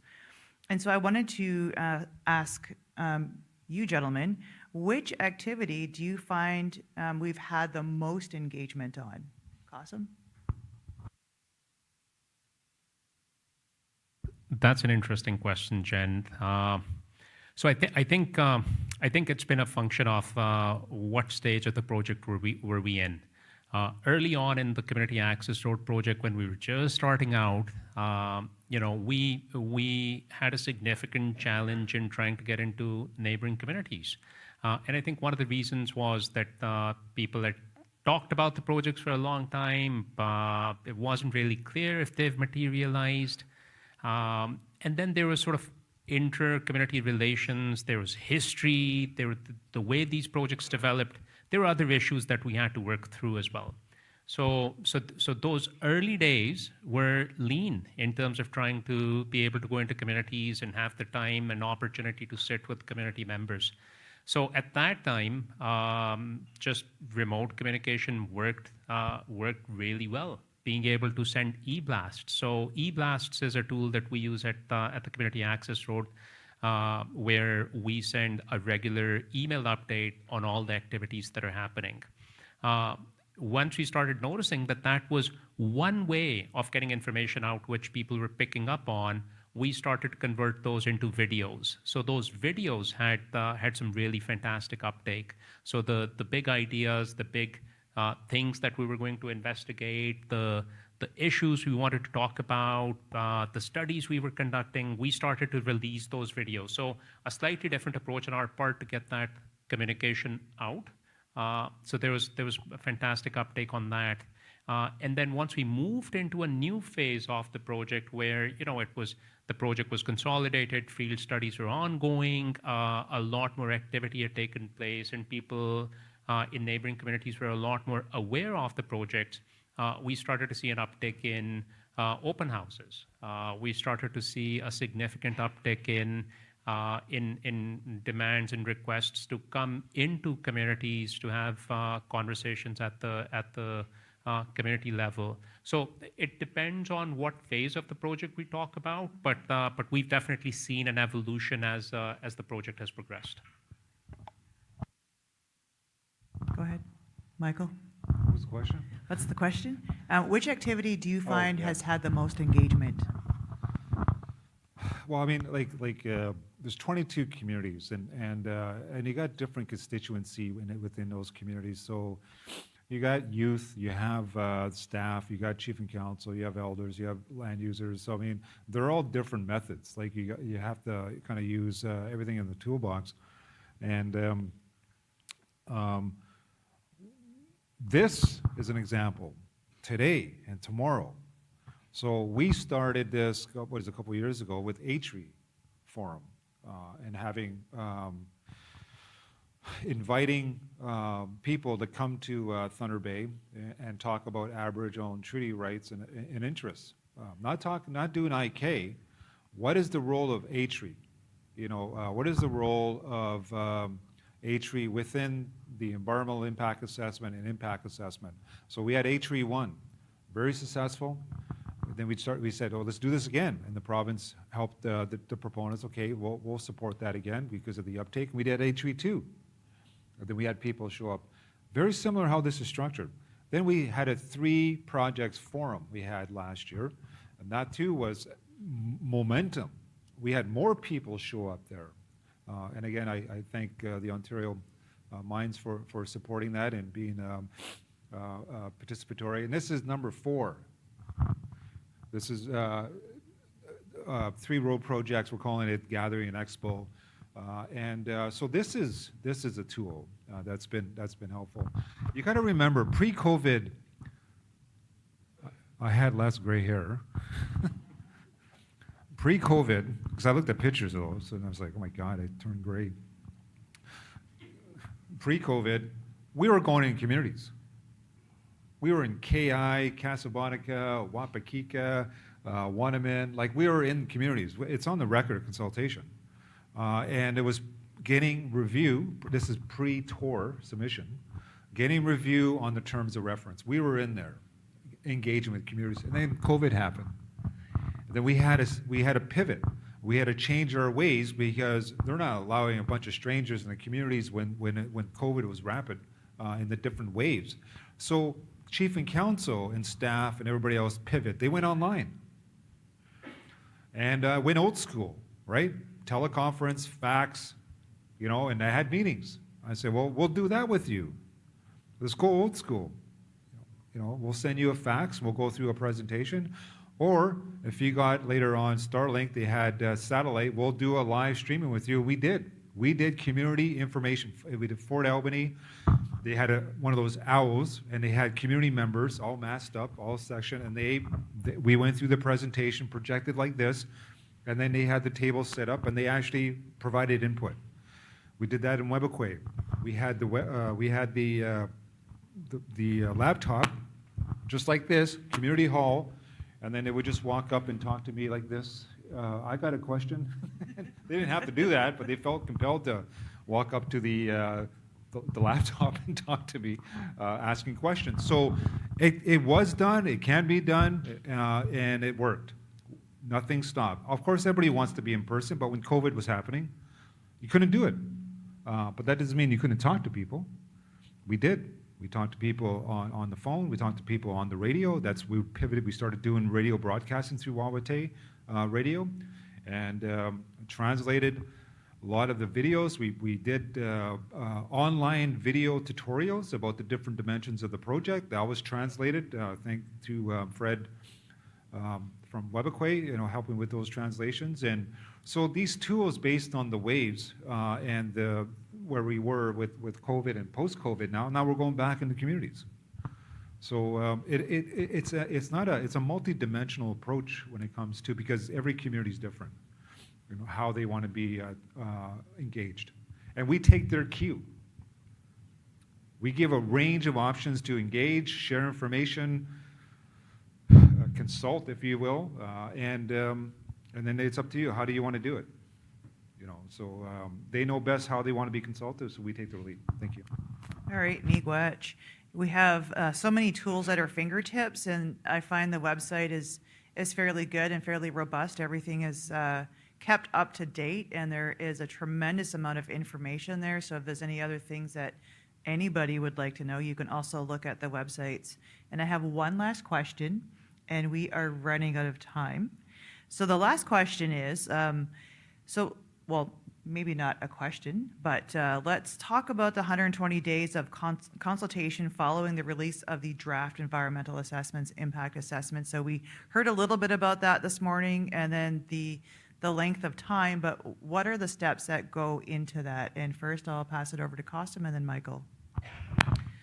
Well, the 120 days, that's the time available to communities to review the draft at this stage. Every community will have their own sort of different sense of how they want to review it.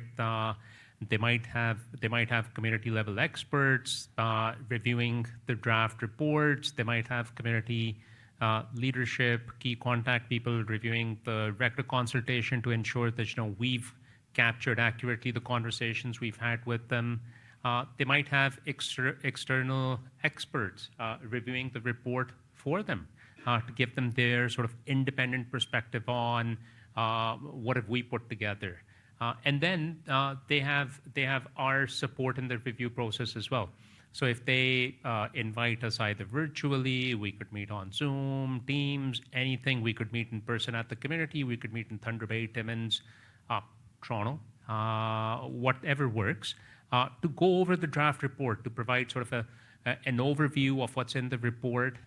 Those summary documents, I find they are fantastic tools as well. Speaking of tools, they're great tools to condense the findings, to distill the findings of a couple of hundred pages into a few summary sheets to say, this is fundamentally what we found. This is the impact that we think the project's going to have on this discipline. This is the way we'll mitigate it. And where we can't mitigate it, this is what the residual would be. And this is how it potentially interacts with cumulative effects. We'll talk about all of those things in those summary reports as well. So that's a great tool. But then ultimately, if the community wants, we're absolutely available to walk through the report, to do presentations at the community level.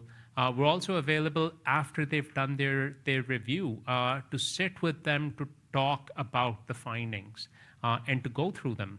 So, there's so many different ways in which this can be done. It's sort of driven by the individual First Nation, what process works for them, and we're there to provide A, support, but B, also available to have any style of conversation that they prefer. Remote, summarizing the report, talking about their findings, trying to talk about how will we respond to it, incorporate it into the draft report. So we're available for the full sort of spectrum of what is possible over those 120 days. So I think things are going to be pretty busy between now and June, and then things will sort of the sort of Russian engagement will become quiet for a little bit, but at that time our teams will be really busy sort of responding to those comments that we've received. So all of those responses will come out to communities, and that will be another opportunity to have a conversation again, that these are the concerns of the communities, and this is how we have sort of reflected on that concern. This is how we've made the change in the report, in the project, and how we expect to work through it and showcasing it in that final report eventually. So that's the process between going from the draft to the final. So it's really a conversation. It's an iterative process. You go from, I think, from strength to strength through those conversations, and hopefully they'll be reflected in the final document. All right, Miigwech. And Michael, next steps for the release of the draft. Well, it's exciting. It reminds me of what we've done so far. If you read the terms of reference, what was unique about all the projects was that they wanted 3 different reports along the environmental impact assessment process. So they wanted one when you did the notice of commencement. So what do I mean by reports? Out of the 22 communities, we had to develop a progress report or milestone report on the consultation activities thus far for each of the individual communities. So there'd be 22 reports on progress milestone report 1 after the notice of commencement. Then it was another report, number 2, after the baseline collection. So after the baseline was done, there was another 22 set of reports was sent out, times 2, with yours as well, looking for feedback on the record of consultation. A third report went out on the evaluation of alternatives and preliminary effects assessment. That went out as well, looking for feedback from the 22 communities. So here we are, after 3 reports, we're now submitting a draft final report on the consultation among all the chapters in the draft report that will be sent out. One other important point, which each of the 2 projects had to do, it had to do with the cumulative effects assessment. So the terms of reference said that we had to do targeted consultations on the cumulative effects chapter, which we did. We did another round. It was basically round 4 or report number 4 kind of thing, targeted consultation efforts. And for us, we did it the way we did it on the radio, on the live streaming, and anybody that wanted to talk to us on the phone, on video, or in person. So that's important because all that is in the draft report. So it wasn't, here's the report, first time looking at it. No, there's been 3 previous report outline our engagement and consultation activities. All right, Chimigwech, I'm going to open the floor for questions. So if you have any questions, just please put your hand up or stand up, and we have someone with a microphone who will come to you. And please don't forget to state your name and your community and or organization.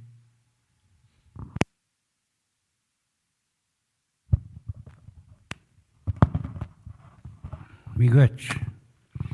Thank you for your presentations. I'm glad to be here with all those people, some new faces and old faces, that's what they usually say. And miigwech ka minagok kumamino gabiwab minagok kanoki tameko e and geji mi kana kanyong giban. Kavishi mon hasnionung.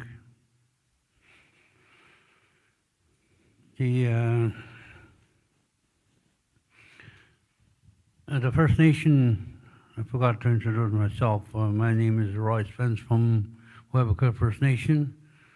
I'm a trapper, a hunter, and politics, and I've been in politics for the rest of my life. I'm glad to be here, stay around. You know, I was asked to go out and come out to help people, to help out.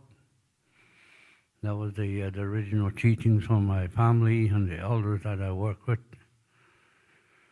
So, few comments here and there, and what I can collect and recall at the time of had the Ring of Fire crisis.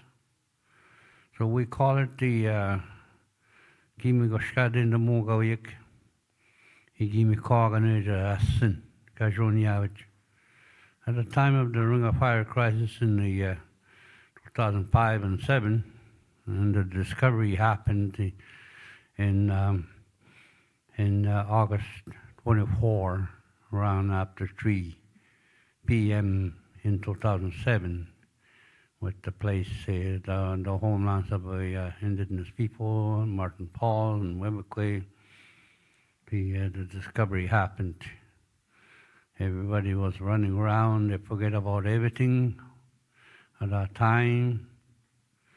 So anyway, 3 years later, I was listening to an elder from Martin Falls in 2010. All day, people interview him, question him. An elder there, I think he was in Gelton. I listened to his stories, and then when they put it on the paper, and if you go out, you know, at the office and dig that out, the paper, I think it's in the middle of summer, August or July or September, where he made quite the interesting comments and teachings and statements about who we are as Indigenous people regarding our homelands and everything else in it. And he said that, and he called upon everybody to pause, to think about what will happen in the lands of where the discovery happened, the homelands of his children, his ancestors, and the future generation people. Knowing what will happen, we know what will happen. We know how much activity is going to take place, how much responsibility is going to be taking place, and some control. You talk about the control in the area. How much do we want when we want something from and to give? And he said that he reminded us that we have to think about this for the next 10 years.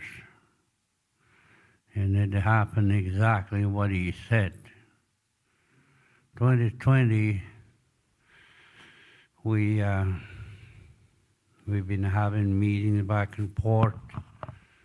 My chief and counsel at the time, we had a meeting with the government officials and federal officials and the provincial officials.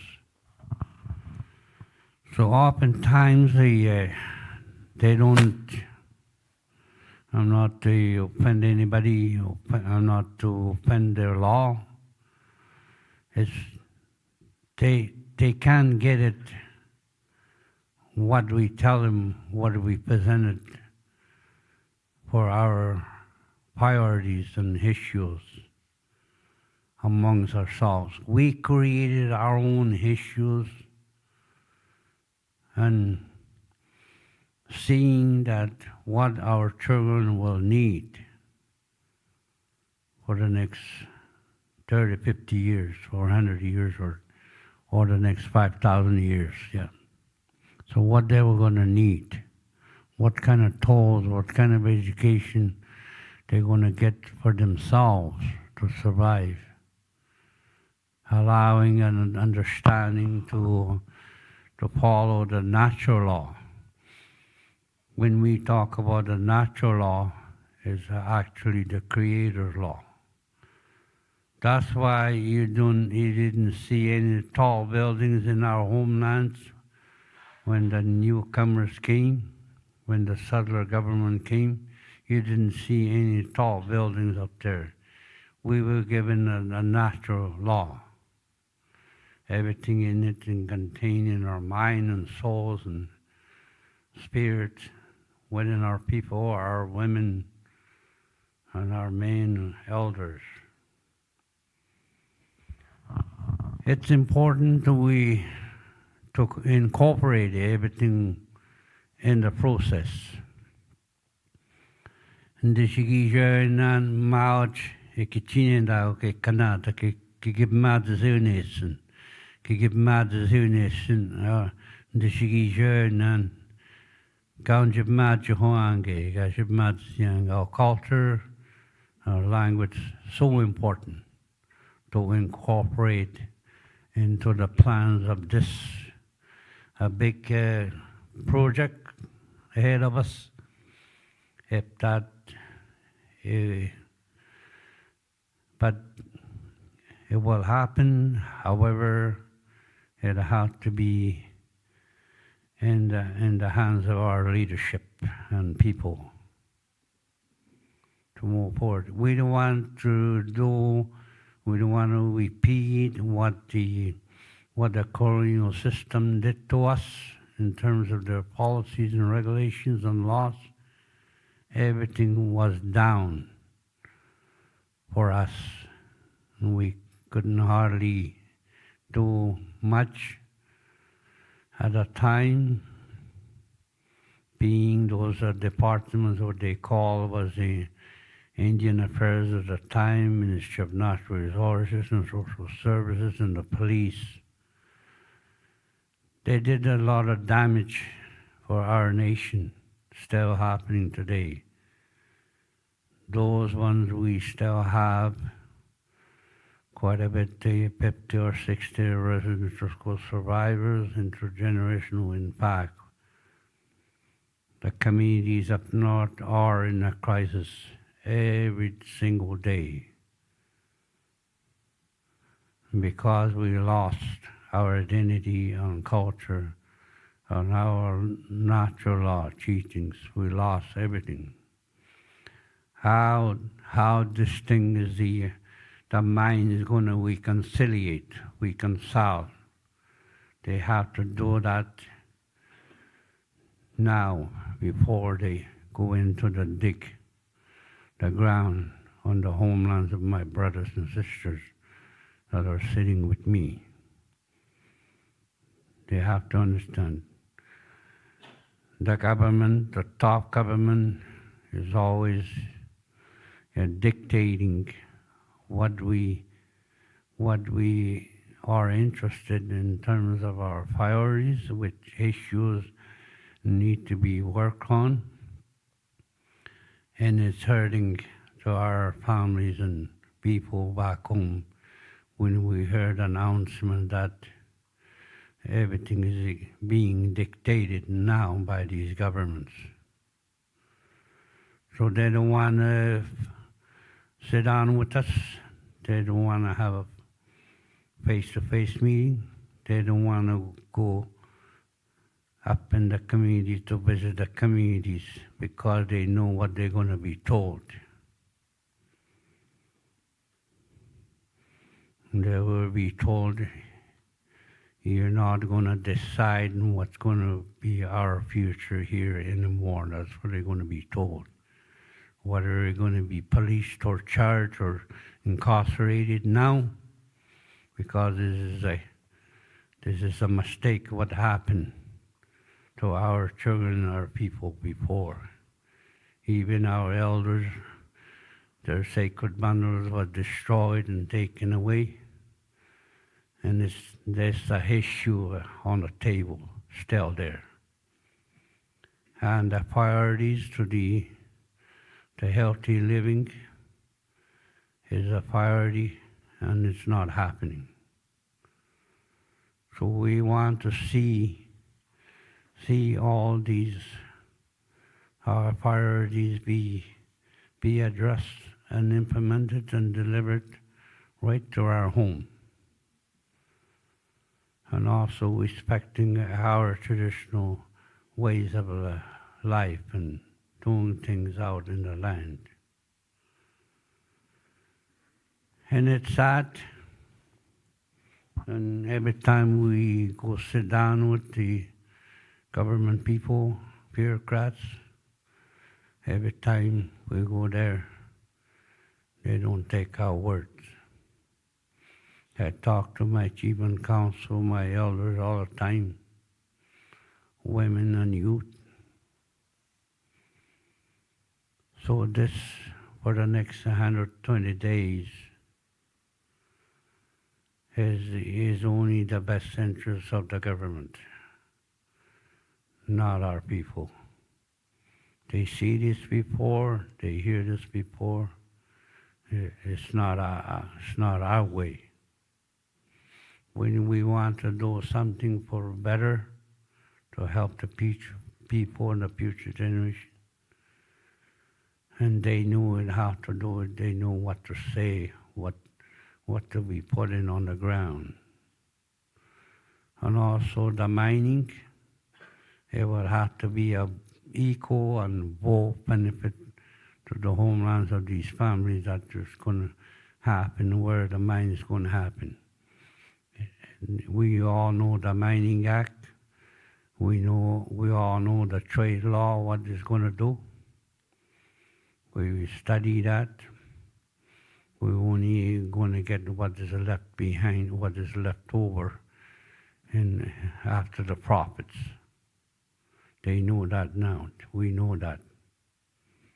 Our money has been mismanaged in Ottawa and even in Ontario. Our Indian monies, we never see it. We could have built our road ourselves. We can have invest our own money. We could have built a mine a long time ago. We couldn't have built roads a long time ago after discovery. The government stayed in the total control still. We're not in favor of that. Jimmy, good for your presentation. Very good. You're doing a good job. Be good. All right. Chimigwech Roy, and also for providing that context and that perspective leading up to why we are here and talking about a little bit about the aspirations for your community. Chimigwech. So I'm going to wrap it up right now and thanking Michael and, oh, you have a question? Don?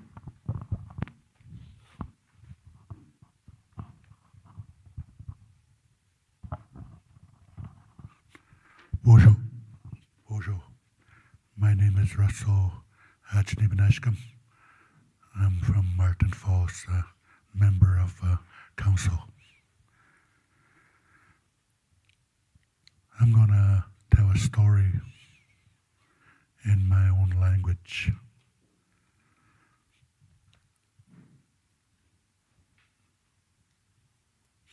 Back in 80s, mid-80s, Chief Eli, former chief, Ogita Zindanaban, and the Gizminos Sek Martin Falls. Nittam Mikanan Augusto Naban, Skido Road to Nakina. On the shop at Chigion Jimenez non Skido Road, Gongagon Ki Moichigatis non Kagwasigok. Ego Mina tractor train, trailer, Ogi Kuchton. El Dabi Joy, the Gichu Dabanis tractor materials. Kaigen abich down, Gagon Abego, Agosagok. Stamdesha, Kipekadse, yeah, Moichigan. Mina Shogino Stone near Winter Road, Utabana Kamebizoch. Trucks of vehicles, Nuacha Menose, Kimenose.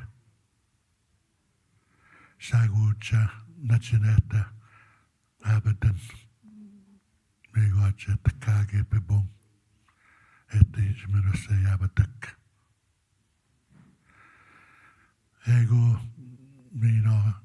Kegonen Ogina Tassandan, Chikis, Egobanen, Mikana, Justigadik, Shkuneganing, Ginatamok, Martin Falls. Ego Ogimondona, one in Gianokinich, one in Antiginokich, Kikandagon, Mitte, one in Chadrandagos at Ginanokich. Paperwork, government work, Mesebugogun Gataso, Nadrandagoka. Ye Chabusek. Wesh Kajaji, und Tashende, we Mikana, Kanamutaman, Kanamutek. Mettege und Knot Chiganon, Kinakishkati Meganon. No Binish no Gagishak. Yegani Sek. Ake, Camlin, change kabakanisagapan. Kon nagat kitchen nagat tenedagus no non bepuna mikanan samenigishok with mother Mission in Gendrandagok ye mikana Jonge menos nishnabik retigetenang katawach Giniane kodamok Giniabat stojuare wanen kenematisor joskadisik Magizagi renta nagaki kanegitchang nogum Gongwaman da Zeman Yemikana Magizasa Kenisewin Shago Joshkada Sagogin Abatstono Oganagit Abatstono Kenemad Sarch Nigan Miganin Ejbak Sandaman Nogum Agishigak China Nago Quemikana Quake China Abatak Wagik the joy de Baba Kabakananga Chabata Kemikana Chuenda Kegon Naskagadik Abbottstown and the Kamapimete Kegunago then Wednesday Abachina Kegon Kamana Takus Sago Chino Monshagia Taste Sevinigo Yebematson Misha Bangiete and Nan Kanemuta Banamino beginning it. It's just a story. Bigach.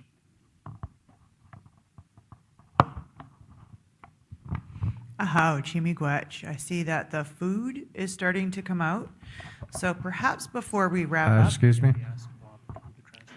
Oh, yes, please. I got to translate what he said.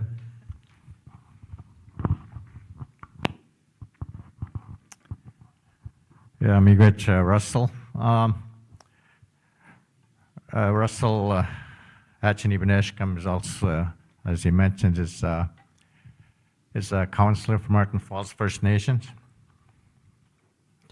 And he basically talked about the aspirations of the members, starting with the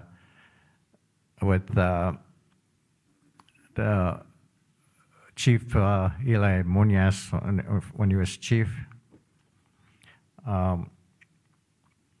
He spoke about how he wanted to help the members of Martin Falls lessen the cost of food and stuff like that. And the first road that he tried to do, the first road he made was a snowmobile trail to Nakina to try and alleviate some of these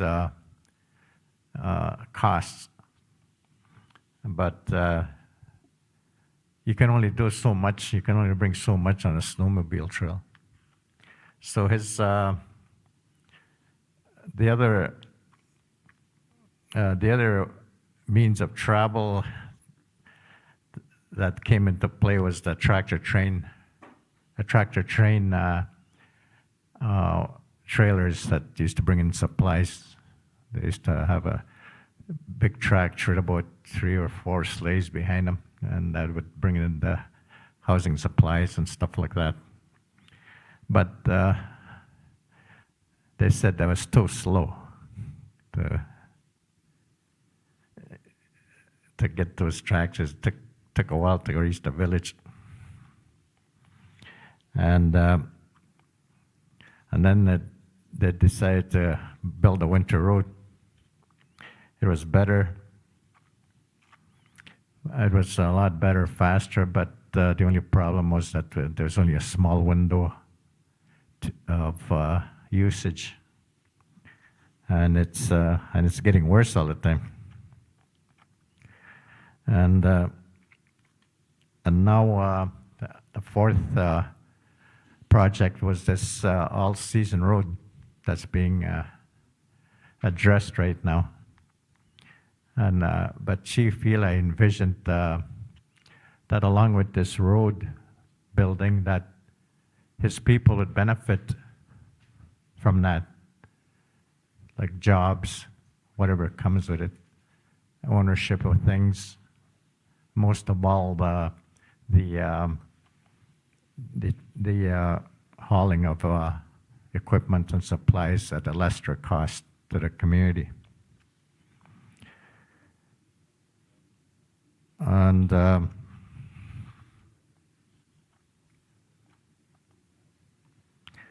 this day, we're still working on the aspirations of that first day that they wanted to start to alleviate some of the concerns at the community level. He says all season road will be useful for future generations. Maybe not for us older guys. Maybe we might not see that, he says, but the younger generation will benefit. And this is what he would like to see. And he says the supplies will be cheaper. And of course, there's always the negative effects that come with the building of the road to the community, drugs and stuff like that. But he says, but that's to be expected too when North's being opened up. And miigwech.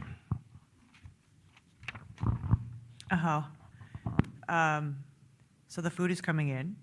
And before we wrap up, I'll ask if there's one more question from the audience. Going once? Going twice? I feel like I'm at bingo. 3 times closed. And chimigwech to Michael and Kasim, and chimigwech to all of you for taking the time to spend with us today. And just so you know, Michael and Kasim are here for the rest of the day, as well as our other subject matter experts, and we'll also all be here tomorrow. So tonight, if you think of some questions, bring your questions tomorrow, and we'll try to have those answered. Chimigwech, and I'll pass the floor over to Stephen. I don't know if that's you or me. Hopefully not me. Thank you to the panel. That was really, really good. Thank you for the questions and the comments from community members, and really helps us think in a good way as we're gathered here and listening to each other. Just a couple of points of housekeeping. I know lunch is out, and I know everybody's hungry. But just to set us up for this afternoon, the way the afternoon is going to work is there's going to be 2 concurrent activities.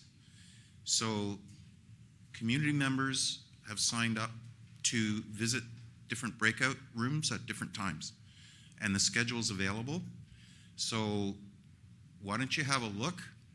I don't know how many copies of the schedule are available, but there's enough that probably one community member at least could have a copy of the schedule, and maybe you could coordinate with your other community members so you know where you're going to be at a certain time.